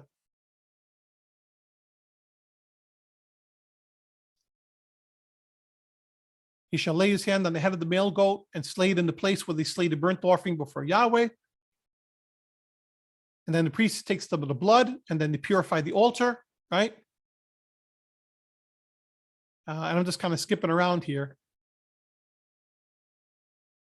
Slay the offering at the place of the burnt offering. The priest shall take some of the blood with his finger, put on the horns of the altar, and the rest of the blood he pour out at the base of the altar. Okay. In any of those instances, has the sacrifice been killed on the altar? No. It says at the place where they slay the burnt offering, which is at the tent of meeting, wherever that location within the courtyard is, doesn't say that he's killed on the altar. Yahshua was not a pagan sacrifice where they would appease the gods, right? That's a distortion. He's slain, and his blood, the animal, figuratively, the blood is brought to purify the altar. So it's not that the blood, it's not that the animal itself is killed as a substitute for him. It's the blood from the animal is taken, because in the blood is the life, and the life is used, dumped at the base of the altar, and covers the altar, portions of the altar, to do what? To purify, and I'm highly simplifying here, right? Because we'd have to go look at it a lot deeper. To purify the altar. In other words, what purifies it? It's the blood, which is the life, which covers over death. That's the purpose of the sacrifice. Death being swallowed by life. His blood being life. It's not about a vengeful Elohim. Well, I gotta kill something, so let me kill the animal in your place. No. It's the animal is killed, an innocent is killed, so that its blood, which is life, can now substitute for you and cover over what should have been your death. It's a very different concept. It's qualitatively very different. And I'm going to have to do a deeper study on that, and perhaps I'll bring that to you in the future as a deeper study. But it's a much different picture of Yahshua the Messiah. So it's interesting. So when Paul, and I have to find the verses, forgive me, I don't have them handy, but when Yahshua talks about, when Paul talks about Yahshua and his death, he talks about Yahweh. He doesn't talk about Yahweh condemning Yahshua. He doesn't use that terminology. He talks about Yahweh condemning sin through the flesh of Yahshua. There's a difference. Yahshua is not condemned because he's not anything to be condemned. He's an innocent. But sin is condemned through his flesh. It's the sin that's being condemned. So Yahshua is taking all of the evil, right? And all the sin and everything, and he's washing away the stain of the death caused by that, right? And there's much more that I could say. But the bottom line is that this idolatry and all these forces are being overcome, and Yahweh's people are being vindicated. So keep all those things in mind. And with that in mind, let's go to Matthew 24. Okay, I'm going to take this at a fast clip. So Yahshua answered and said to them, when they say, what's going to be the sign of your coming in the end of the age? See to it that no one misleads you, for many will come in my name, saying I am the Messiah, and will mislead many. The translation is a little bit tough to get there because we don't know if it means, in the way that the Greek is written, we don't know if it means that people will come in their own name, or that they're going to come saying, in other words, they'll come in my name saying I am the Messiah, referring to themselves, or they're going to come in my name, in his name, in other words, under his authority, saying he is the Messiah, but they're going to mislead many with whatever false teachings that they have. The Greek is unclear, so it's best left untranslated. But the bottom line is that it refers to false messiahs. You will be hearing of wars and rumors of wars. See that you are not frightened, for those things must take place, but that is not yet the end. For nation will rise against nation and kingdom against kingdom, and in various places there will be famines and earthquakes, but all of these things are merely the beginning of birth pangs.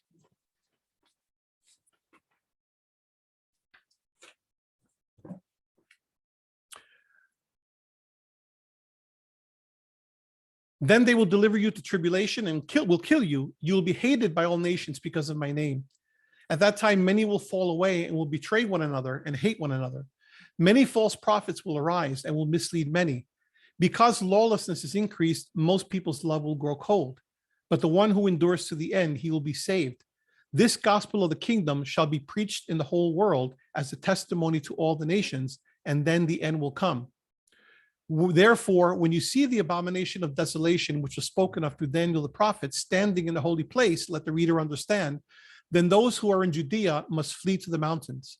Whoever is on the housetop must not go down to get the things out that are in his house. Whoever is in the field must not turn back to get his cloak. But woe to those who are pregnant and to those who are nursing babies in those days.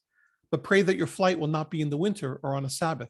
For then there will be a great tribulation, such as has not occurred since the beginning of the world until now, nor ever will be. Unless those days had been cut short, no life would have been saved.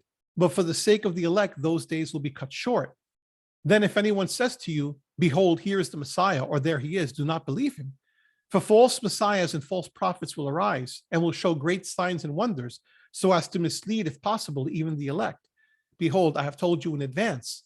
So if they say to you, behold, he's in the wilderness, do not go out, or behold, he's in the inner rooms, do not believe them. For just as the lightning comes from the east and flashes even to the west, so will the coming of the Son of Man be. Wherever the corpse is, there the vultures will gather. Okay, so we'll stop there, and I'll come back to the latter verses in a little bit. But when we go back, this is Daniel language, this is Ezekiel language, this is Isaiah language, this is Jeremiah language, right? So we have to always look at to whom it was written, understanding, as I said, that there are resonances in the present age as well. But these things, let me state it plainly. The things that you're seeing described here, based upon the way in which they're written, have already happened. But there are resonances of them that we still also have to look out for today.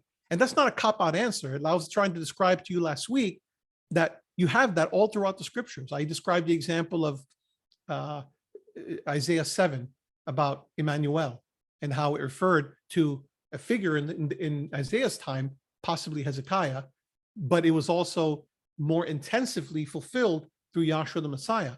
So I believe that there are a number of these things that are still, that all of these things in some way, shape, or form are still happening even today. But there was a fulfillment of all of these in Yahshua's day. And I need everyone to understand that. So if they were able to survive it back then, we're going to be able to survive it in our day as well. But there are things here that cannot be understood, in my opinion, properly unless you understand it as having already been fulfilled. So let me just go through a few of these so that we can get a better understanding of that.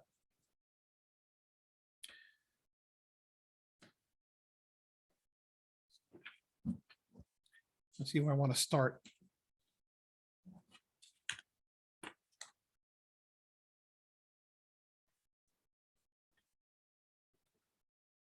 Okay, so he says, many will come in my name saying I'm the Messiah and will mislead many. In Yahshua's day, they had individuals who were messianic pretenders, right? You see that, for example, in the book of Acts, where you had guys who were doing exorcisms. Remember those? You know, there were several people doing exorcisms, and one of them got thrashed because they said, you know, Yahshua I know, Paul I know, but you I don't know, right? So they were messianic pretenders even in his day. Even the disciples went to Yahshua one time and said, now these guys weren't messianic pretenders, but he said that we see people casting out demons in your name. He says, let them be, because whoever's not against us is for us. So we know that those kind of things were happening. Certainly there were wars and rumors of wars, because you were living in a time when warfare was, especially with Rome, with regard to Rome, was rampant, right? But he's describing to them events that are going to occur between the moment when he's pronouncing them and the time that the Romans would encircle the temple and destroy Jerusalem. So he wants them to be prepared so that when those things happen, they're ready to face them. So he says, you know, see that you're not frightened, for those things must take place. So he's telling them, don't be frightened, right? He's talking, never forget that he's speaking with his disciples. So they're going to be going through these things. And he says, those things must take place, but that is not yet the end. For nation will rise against nation and kingdom against kingdom. And in various places, there'll be famines and earthquakes. And all these things in recorded history, we know that they were occurring in that part of the world. But he says all these things are merely the beginning of birth pangs. And this, by the way, is one of the reasons why I believe that there's more to come, and that in every successive generation after this, every group of believers in every successive generation of history has faced their own version of this. And I think that we're going to face, not I think, let me be committal here. I know that we're going to face our own version of this as well. And if you look at the things that are happening around you now, we already see much of this. Wars and the rumors of wars, and nation rising against nation, famines and earthquakes, the very plagues that we're experiencing with COVID and all these variants. These are all things that are resonances of what you're seeing here in Matthew 24. So I want, if anything from this, I want you to not be afraid. Because are these things terrible to experience and to see? Yes, they are. But just understand that you're already going through much of this. You're already experiencing many of these resonances, and you're surviving. And we're going to continue to survive.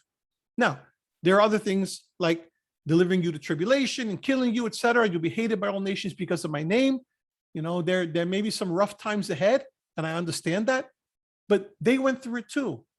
Every successive generation after Yahshua and in his time went through these things, and they were able to survive. And we're going to be able to survive too. At that time, many will fall away, will betray one another and hate one another. Well, that's what happens when people are under pressure. False prophets will arise and will mislead many. Because lawlessness is increased, most people's love will grow cold.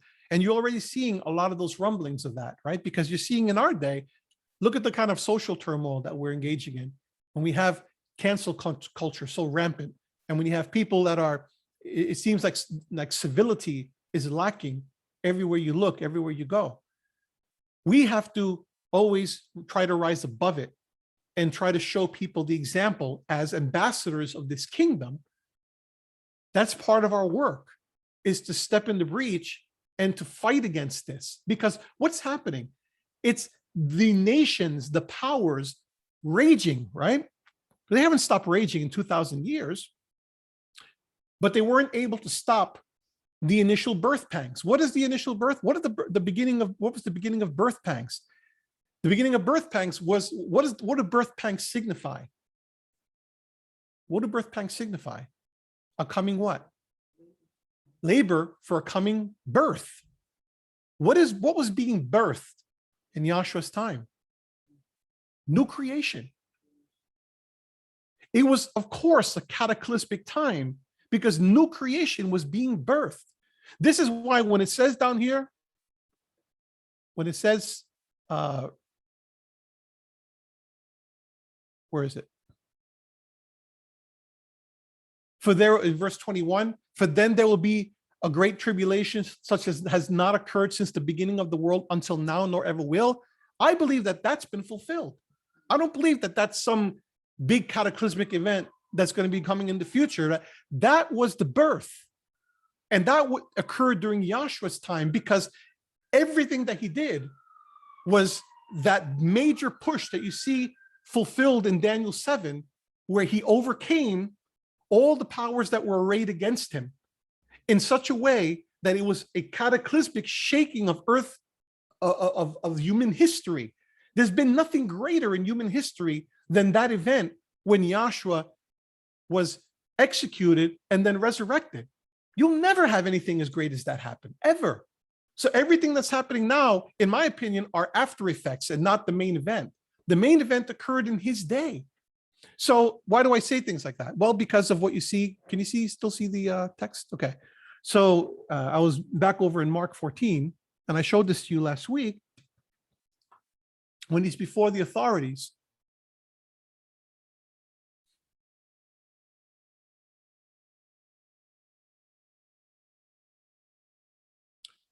they arrest him, and he's before the authorities, and they ask him, are you the Messiah, right?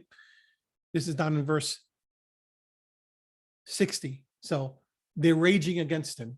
It's the authorities, including the religious authorities, the corrupt religious authorities.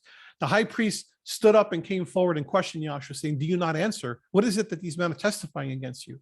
But he kept silent and did not answer. Again, the high priest was questioning him and saying to him, "Are you the Messiah, the Son of the Blessed One?" And Yahshua said, "I am. And you shall see," remember, ego and me, use the name Yahweh, "and you shall see the Son of Man sitting at the right hand of power and coming with the clouds of heaven." What's that? That's Daniel language. You shall see. Tearing his clothes, the high priest said, "What further need do we have of witnesses? You have heard the blasphemy. How does it seem to you?" And they all condemned him to be deserving of death. And then I described to you how the comparable passages in Matthew and Luke go further than this.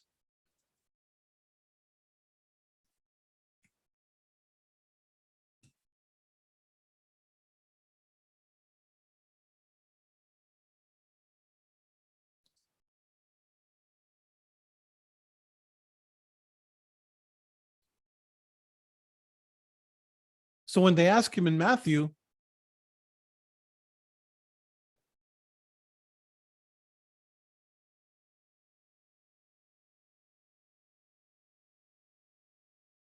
verse 63, and the high priest said to him, "I adjure you by the living Elohim that you tell us whether you are the Messiah, the Son of Elohim." Yahshua said to him, "You have said it yourself. Nevertheless, I tell you, hereafter, from now on, in more modern translations, you will see the Son of Man sitting." And if you look down there, apo, from, by, since, hereafter, you will see the Son of Man sitting at the right hand of power and coming on the clouds of heaven. In other words, you will see the Son of Man vindicated. You will see the Son of Man ascend to power. It's a fulfillment of Psalm 2. It's a fulfillment of Psalm 118 and the cornerstone becoming the chief stone in the new, renewed temple. And it's also what you see in Matthew 28.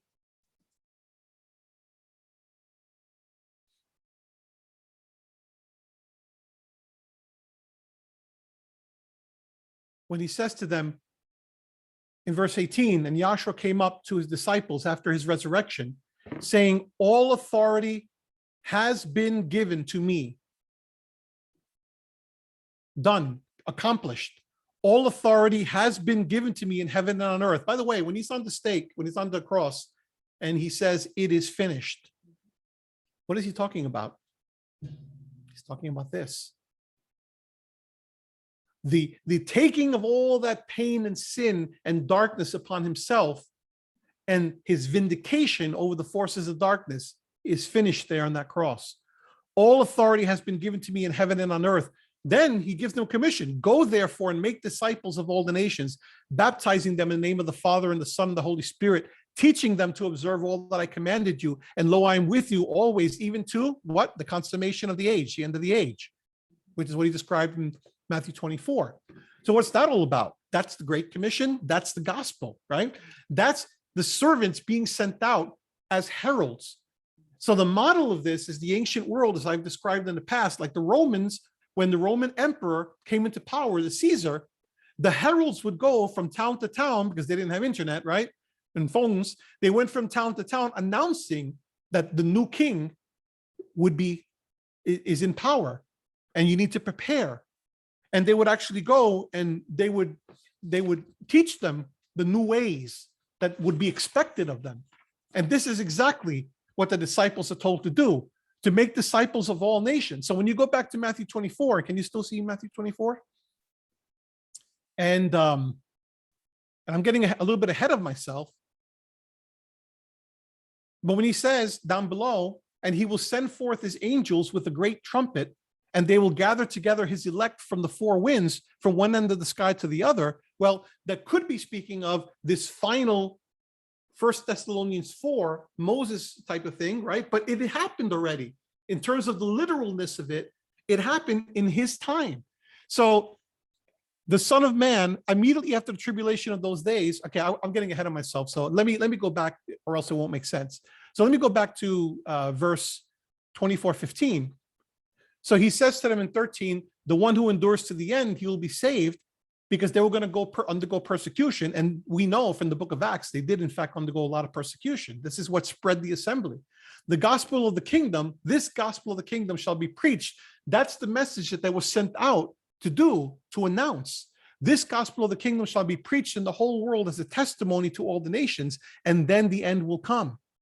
Therefore, when you see the abomination of desolation, which is spoken of through the prophet, Daniel the prophet, standing in a holy place, then those who are in Judea must flee to the mountains. So what is this abomination of desolation? Well, this is in the book of Daniel, right? This is back to Daniel 9.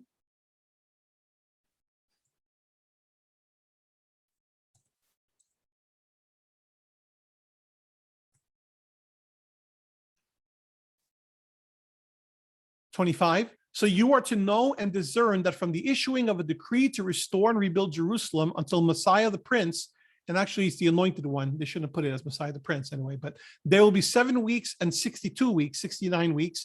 It will be built again with plaza and moat, even in times of distress. Then after the 62 weeks, the Messiah will be cut off and have nothing, and the people of the Prince who is to come will destroy the city and the sanctuary. And its end will come with a flood.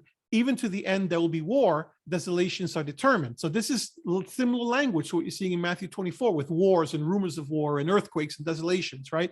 "He will make a firm covenant with the many for 1 week, but in the middle of the week, he will put a stop to sacrifice and grain offering. And on the wing of abominations will come one who makes desolate," and that's the reference that Yahshua has, "even until a complete destruction, one that is decreed is poured out on the one who makes desolate." So we don't have time to elaborate on all of this, but the bottom line is that there is this ruler that's going to come and who's going to set up an abomination of desolation in the temple, and it's going to be a sign of these things that are happening. So I mentioned last week that Caligula, the Roman Emperor Caligula, he tried to do this in around 40 Common Era. He tried to set up a statue of himself in the temple, and he was assassinated before it could occur, or everything may have actually happened and been fulfilled in Caligula's time, but it wasn't. But about 30 years later, in 70 Common Era, the Romans came in, they surrounded Jerusalem, and then they defiled the sanctuary. They set up their blasphemous standards with the eagles in the temple, and then they burned everything down and tore everything down. Okay, so there's that fulfillment that occurred during Yahshua's day. Let me go back to Matthew 24. And he says what? When you see the abomination of desolation, he gives them signs, right? Spoken of through Daniel the prophet, then those who are in Judea must flee to the mountains. Remember, you can't make this, the primary meaning of this means something other than to the people to whom it was written. It doesn't say those who are in the entire world in spiritual Judea. It says those who are in Judea must flee to the mountains. Whoever is in the housetop must not go down to get the things that are in his house. Whoever is in the field must not turn back to get his cloak. But woe to those who are pregnant, to those who are nursing babies in those days. But pray that your flight not be in the winter on a Sabbath. For then there'll be great tribulation, such as not occurred since the beginning of the world until now, nor ever will. And history records that that was an incredibly terrible time for the people who lived during the time of the Roman destruction. Unless it's just, it lives to this day as a traumatic event in the history of the nation of Israel. Unless those days have been cut short, no life would have been saved. But for the sake of the elect, those days will be cut short. Then if anyone says to you, behold, here is the Messiah, or there he is, do not believe him. When it happens, when I make my appearance, the parousia, you're going to know it. You're going to know it without question. Just like in our day, when Yahshua finally returns, the scripture says that every eye is going to see. It's going to be very clear that it's him. You don't need to follow people who are in the shadows making false claims. False messiahs and false prophets will arise and will show great signs and wonders so as to mislead, if possible, even the elect. And he says, behold, I have told you in advance. Why does he say that? Because he says he wants you to understand that he is a true prophet. If the prophet, according to Deuteronomy, if the prophet tells you something and it doesn't come to pass, then he's a false prophet. So he wants to make sure they understand. Remember that I said these things because I'm telling you all these things in advance. So when you see Jerusalem being surrounded by the Romans and you see everything falling apart, which is what he had been warning them over and over again. He kept warning them that they need to not fight against the Romans. They need to not take up arms against the Romans because Jerusalem itself is under judgment. So therefore, Yahweh is going to go through with this, and he's going to use, as he has done many times in history, he's going to use this foreign power in order to do it. So when it happens, just run. That's what you're supposed to do.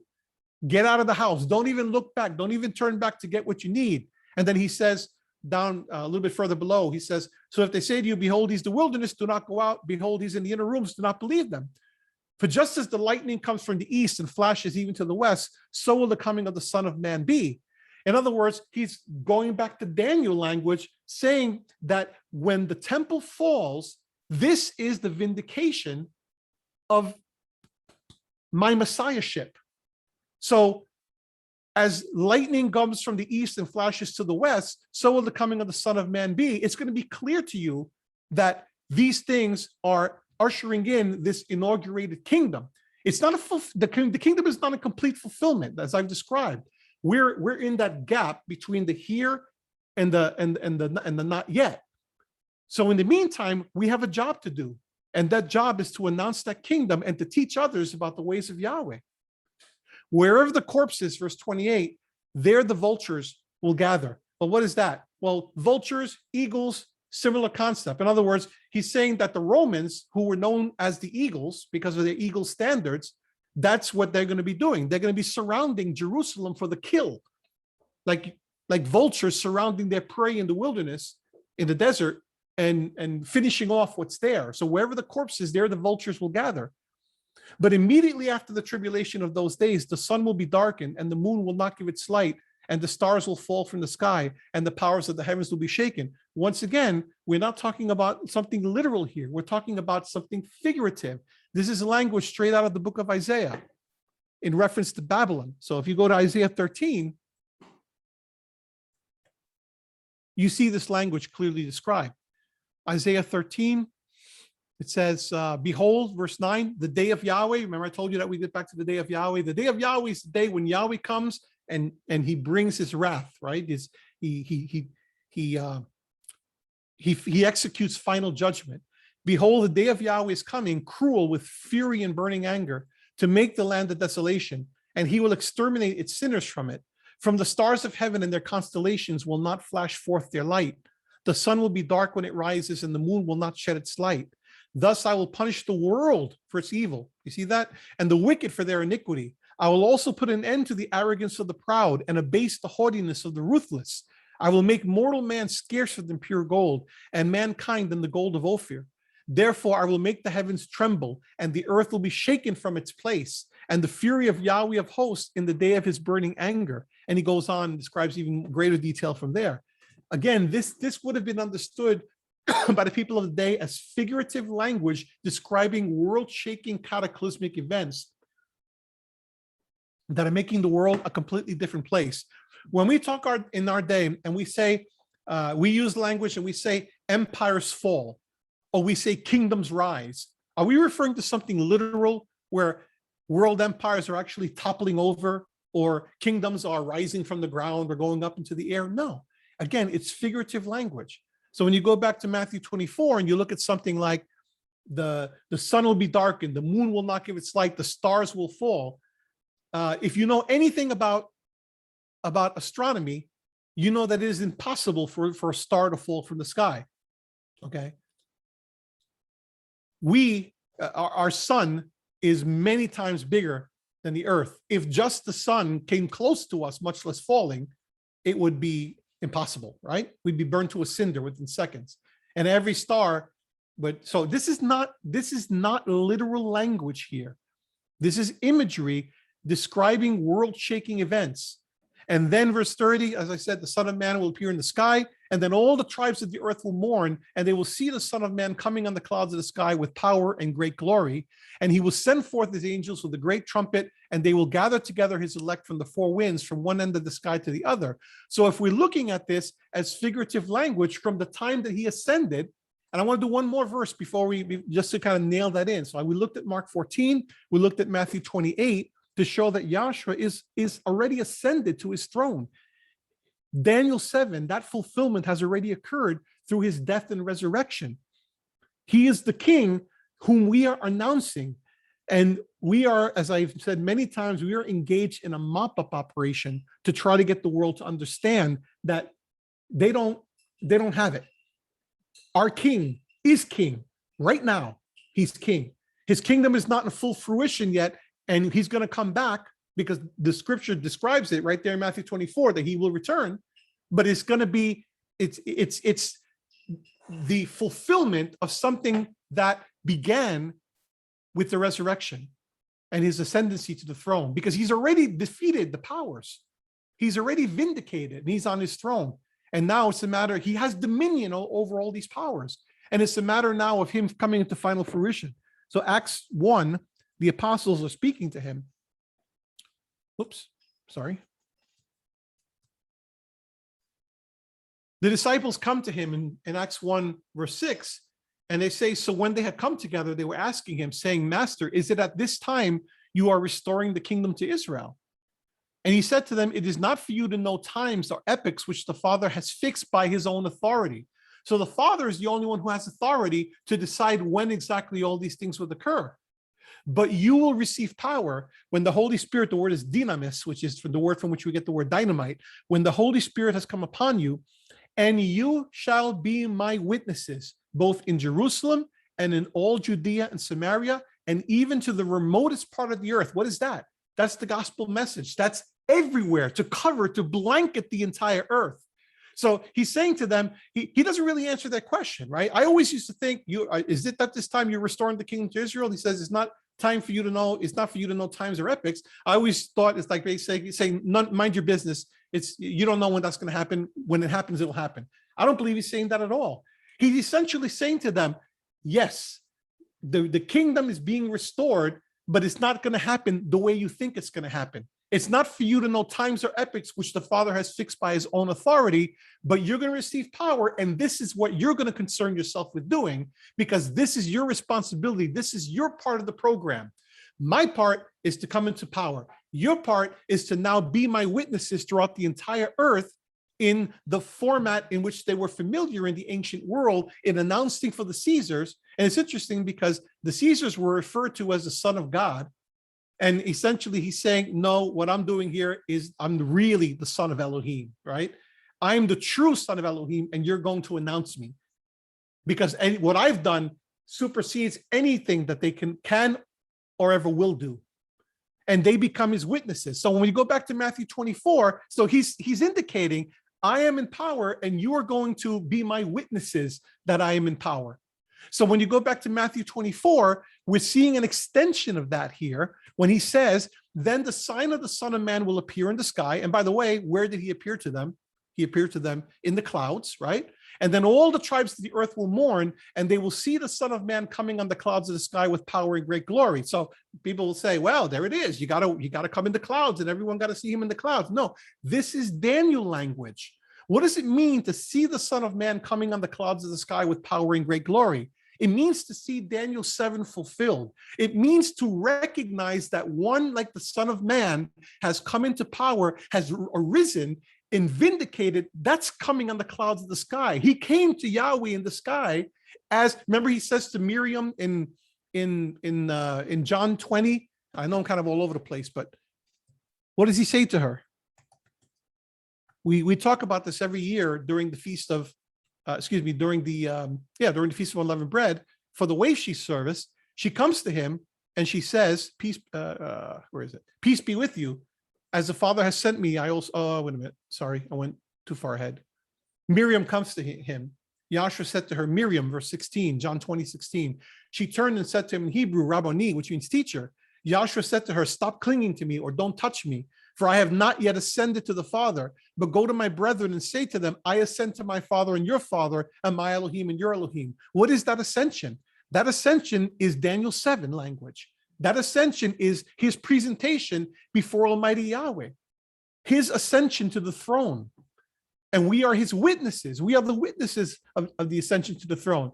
So there was a time when I thought to myself, well, that kingdom, that's a far, far thing away. And okay, we got to go through all this misery now and all this nonsense now. But I got to keep my chin up, because I got to announce there's a coming kingdom, and it's someday, one day, far out into the future, it's going to be okay. No, my changing has completely changed on that. Right now, our King is ascended in the thrones. Right now, in the heavens. Right now, we are his witnesses, bearing witness on this earth, just like the nations of the world have their ambassadors and their spokespeople. We are his witnesses and spokespeople in the midst of the world that is thrashing. The final powers are thrashing. We don't have time to go into the Gospels right now, but if I do a full, thorough study on the Gospels, which is one of my hopes to do in the future, I want to really point this out. What do you see happening when you go through the Gospels? What kind of things is Yahshua doing? What is happening? When John the Baptist is unsure about what's happening, he says, "Are you the one, or am I supposed to wait for somebody else?" Right? It's a similar question that people ask nowadays, and they think,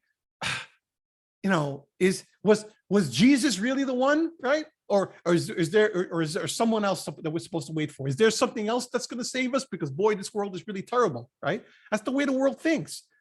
But the answer that Yahshua wants people to know is the answer that he told John. He didn't just come out and say, "Yes, I'm the one." Is Yahshua the one? Look at what he's doing. The blind see, the lepers are healed, the lame walk, the deaf hear, and on and on.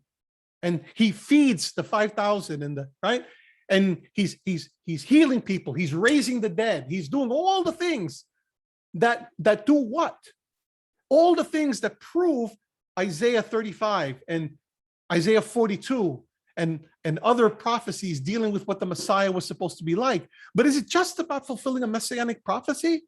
Is it just about, well, these are messianic texts, so he had to fulfill this messianic text? No, it's more than that. It's the powers of darkness thrashing against the king, thrashing against their end. This is why when he's walking, this is a time of unprecedented possessions, cases of demonic possession and illness. It said that Yahshua was like morning to night healing people. There were so many sick people everywhere, sick in the body, sick in the mind and heart, idolatry rampant all over the place. What did Paul face and the disciples face everywhere that they went? They faced degradation and sin and darkness. So all this activity, whenever evil is presented with righteousness, when the light starts to appear, the evil becomes worse. And you've seen that all throughout history. When you look at instances of the world wars that occurred, World War I, World War II, you see the heinous things that are done by humanity. Look at something like the Holocaust, for example. It takes a special kind of evil to do something like the Holocaust. Or what about the instances of genocide in places like Rwanda and other places in Africa, etc., right? Someone's putting here Acts 1:11. Can someone just read it to me? Let me see.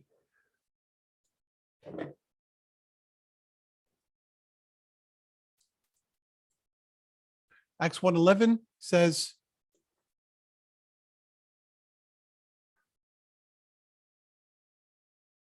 they also said, "Men of Galilee, why do you stand looking to the sky? This Yahshua who," okay, I guess this is a question. Okay, so we'll come back to that.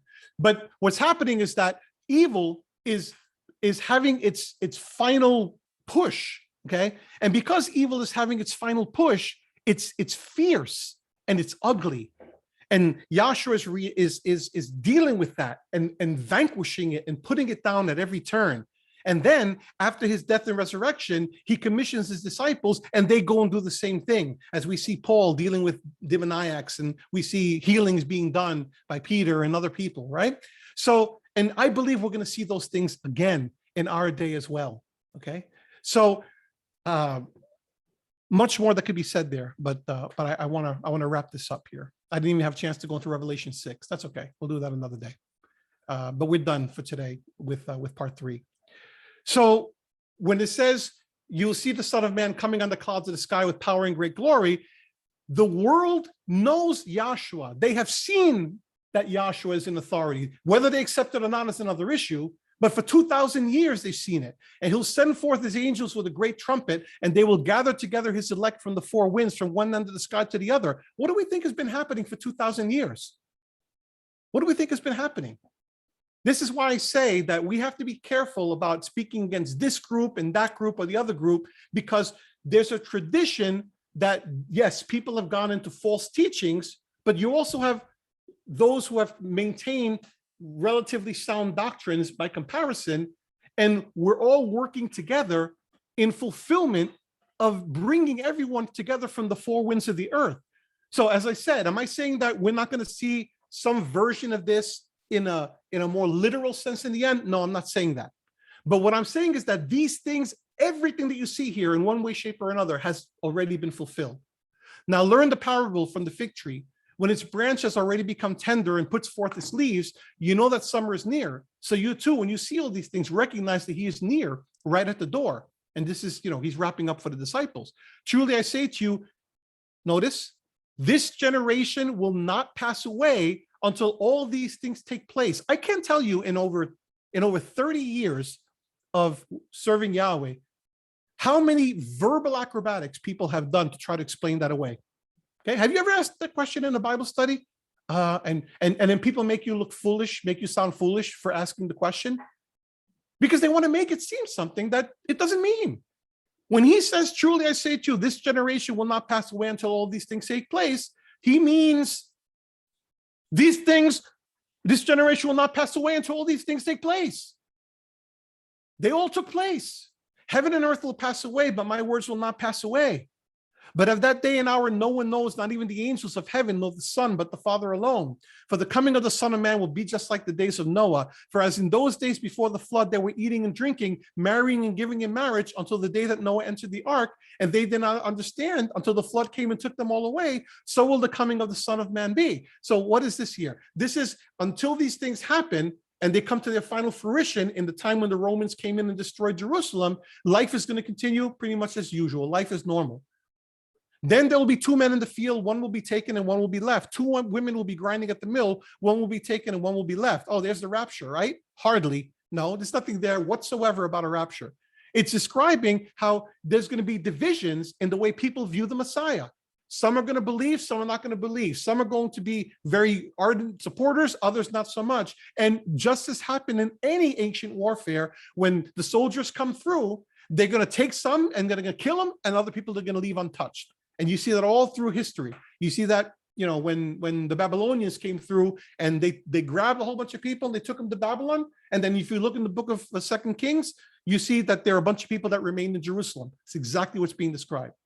Therefore, be on the alert, for you do not know which day your master is coming. But be sure of this, that if the head of the house had known at what time of the night the thief was coming, he would have been on the alert and would not have allowed his house to be broken into. For this reason, you also must be ready. For the Son of Man is coming at an hour when you do not think he will. Okay. And then there's more here, but I don't have time to go through it. So it's just a few more verses here. Okay. So someone was pointing to Acts 1:11, which says, they also said, men of Galilee, why do you stand looking into the sky? This Yahshua, who has been taken up from you into heaven, will come in just the same way as you have watched him go into heaven. Yeah, and in fact, he will, right? Because you see 1 Thessalonians 4, where it's describing an event in which he's going to meet his people at, presumably at the very end of time, when at the consummation of the age, the final consummation. Like I said, the things that I'm describing that happened in Matthew 24, there's resonance that carries over into the present day. So they're going to see that as well in the future. It may not be them, in the future, because they're dead, but it'll be disciples like them, but they will experience what I'm describing as the Son of Man in Daniel language coming into his throne, because they probably lived during the time of the Roman conquest of Jerusalem. So they did see it. They did experience it. They did experience Yahshua coming upon his throne with the destruction of the temple in Jerusalem. The destruction of the temple in Jerusalem represented the vindication of Yahshua, the final vindication after his death and resurrection. Okay. All right. Any other questions?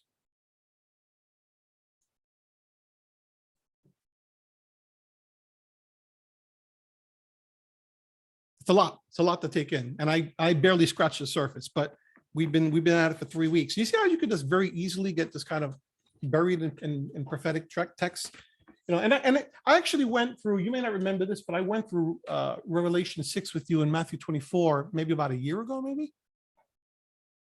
And I just wanted to show comparisons between the order in which he described things like the false prophets and the earthquakes and the war and famine and different things. So. And we can look at that again another time. Yeah, it's just a lot here. But I guess the main takeaway I want to bring out with all this is a message of reassurance and hope that there's nothing new under the sun, right? The things that they experienced in their time, whatever we experience in our time, that resonates with the same language. Like I told you, I'll give you an example. The Abomination of Desolation wasn't the first time that it happened with the Romans coming into Jerusalem. It happened with Antiochus.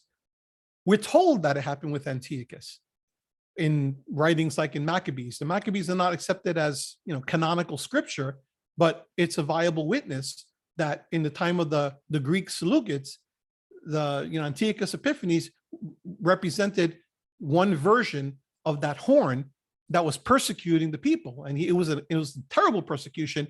And I bet you, if we go through all the things that Yahshua described there, except for the Son of Man ascending to the throne, because obviously that had not happened yet and would not happen until Yahshua came on the scene, so many of those other things would have occurred in the time when the Maccabees were in power. So someone like Judah Maccabeus was a messianic figure, right? It was like they ascended to the throne in their time, but they were not the final ascendants to the throne, obviously, because the true ascendancy to the throne didn't occur, obviously, until Yahshua Messiah came. But my point is that there was a fulfillment of those prophecies during the time of the Greek Seleucids. And then there was a fulfillment during the time of the Romans. But that, to me, was the greatest fulfillment. Like I said, that was the birth, right? What we're going to see from here on in, that's not birth. That was the birth. Because that was the birth of new creation. That's what we've all been waiting for, what humanity has been waiting for. It's to turn upside its head what Adam and Eve destroyed in the Garden of Eden through their disobedience. Yahshua turned that upside its head, and he brought all that wickedness and evil and darkness to himself, and he conquered it on the cross. And then Yahweh vindicated him by raising him from the dead. Death vanquished. The ultimate enemy, right? Exile, death vanquished. And now it's just a matter of the time that Yahweh is determined to pass in human history, and then he's going to send them back, right? So, I don't want people to get confused. I'm not saying that there's not a second coming. There is most certainly a second coming, right? It's the king returning. It's the true return of the king. You think that, like I said, with movies and things and books, you think that those things are coincidental? They're not coincidental, right? J.R.R. Tolkien, who wrote The Lord of the Rings and The Hobbit, he was a Christian. And although he may have denied certain things, there's no way that those things just came out of the blue. No way. So, and even if he didn't realize he was doing it, and I don't know all the history behind it, but even if he didn't realize it, there's something there that would have come out just by virtue of the fact that these stories there's nothing new under the sun. These stories are messianic stories over and over and over. What is the Lion King? The Lion King is a messianic story. It's the return of the king, right? And on and on and on. I can point to a half dozen different stories of different version of the return of the king. So Yahshua is returning. There is a second coming, a second parousia, right?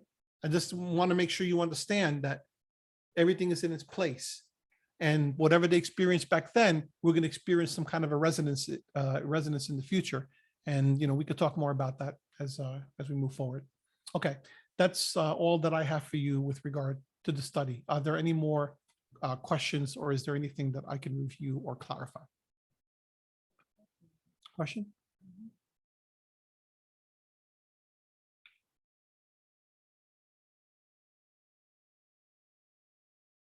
Is it bad that I feel relieved that it's possible that tribulation Yahshua described may not occur in my time? No, it's not. It's not bad that you feel that way, but I want to be clear. I didn't say that we weren't going to experience a tribulation. I just said that tribulation, when Yahshua said that the one that, that there's never been nor ever will be, I believe that that's past, because that was during his time at a cataclysmic time when it was the birth, right? And that's going to be the worst of the pain. So Do I believe that there's going to be continuing persecution of believers? Yeah. So I'm glad that you feel relieved to a certain degree, but don't let your guard down, right? Because we are gonna, not we're gonna, there are already believers in the world who are experiencing tribulation, right? The kind of things that we're seeing with the pandemic and with the attitudes of government, the pressure that is being brought to bear, economic pressures that are being brought to bear upon people, these are all reflections of that, because there's nothing new under the sun. Now, am I saying that those things are the fulfillment? No. I'm saying you must understand that when you see those things, they are a taste of what's going to be in the future, right? It's like people worry about the mark of the beast. When you know about the mark of the beast, I don't worry about exactly what the mark of the beast is. I don't sit here doing calculations trying to figure out, is this the mark of the beast? Is it a figure? Is it a computer chip? Is it I don't get into those arguments at all, because to me it's completely irrelevant. What does interest me is understanding the effects of the mark of that beast. The fact that it's going to prevent people from buying and selling, right? The fact that it's going to be skewed against worshipers of Yahweh, against religious people, right? Those are things that concern me, because I can deal with that. I don't need to figure out the exact thing, because you know what? When the time comes, I'm going to know. You know how I'm going to know? Because we're going to be excluded, right? So why create anxiety ahead of time when tomorrow will be anxious for itself, right? So we have to, Yahshua doesn't say be anxious about everything, right? He says, watch the signs of the times so that you're not caught unawares. So we have to read the signs of the times so that we know what's coming down the pike, and so that we can brace ourselves. So for example, when I see that you have all these vaccine passes that are being done now, you know, whether I agree with the vaccine is not the issue, or whether I disagree with the vaccine is not the issue. The issue is that people are being issued passes, and then some people are being excluded and other people are not. Now, again, I'm going to say these things clearly, because I see I'm still recording, and I don't want someone at some point looking at this and saying, oh, you're saying that's the mark of the beast, the vaccine passes. I'm not saying that. I'm saying it will be something like that. So if we think that those kind of things can happen that we see described in the book of Revelation about the mark of the beast that prevents you from buying or selling, think again. Because if they say that you can't go into a restaurant without a vaccine pass and you're not vaccinated, you can't buy or sell in a restaurant. If they say that you can't go attend a show, or you can't go attend a sporting event or whatever, or if they say at some point you can't go into a supermarket, you won't buy food that way. Thankfully, we still have things we can do online, right? And other things that we can do. So there's a lot that's available to us now, but what happens in the future when those things are not available to us because people put the squeeze, because governments, that's what governments do. Governments, they always go in the direction, and I'm just bluntly going to put this, and I've been a government employee all my life. Governments always go in the direction of tyranny. It's the nature of government, which is why you have to have strong safeguards against it in the form of a constitution, in the form of patriots, right? Who are always guarding, and lawyers, and people who are always the citizenry, right? The citizenry has to be the guardians, because if government is allowed to go out of control, it becomes a very ugly thing. And what you see described in the book of Revelation is government way out of control. So when you see these kind of things happening, your feelers have to go up, because you have to understand that those are precursors to things that can happen in the future. The anxiety people are beginning to strongly express now, is it not the birth pangs of the Messiah, be it the second coming? I don't think so. I really think that those birth pangs were leading up to the birth, which is the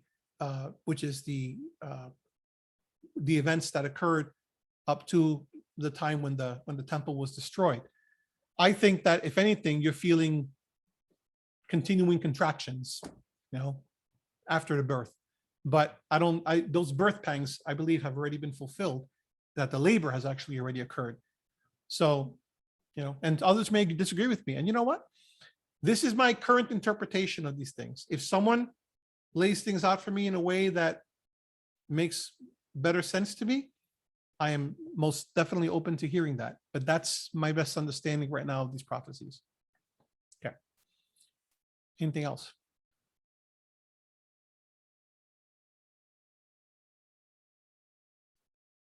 Okay. All right. So let's stop the recording.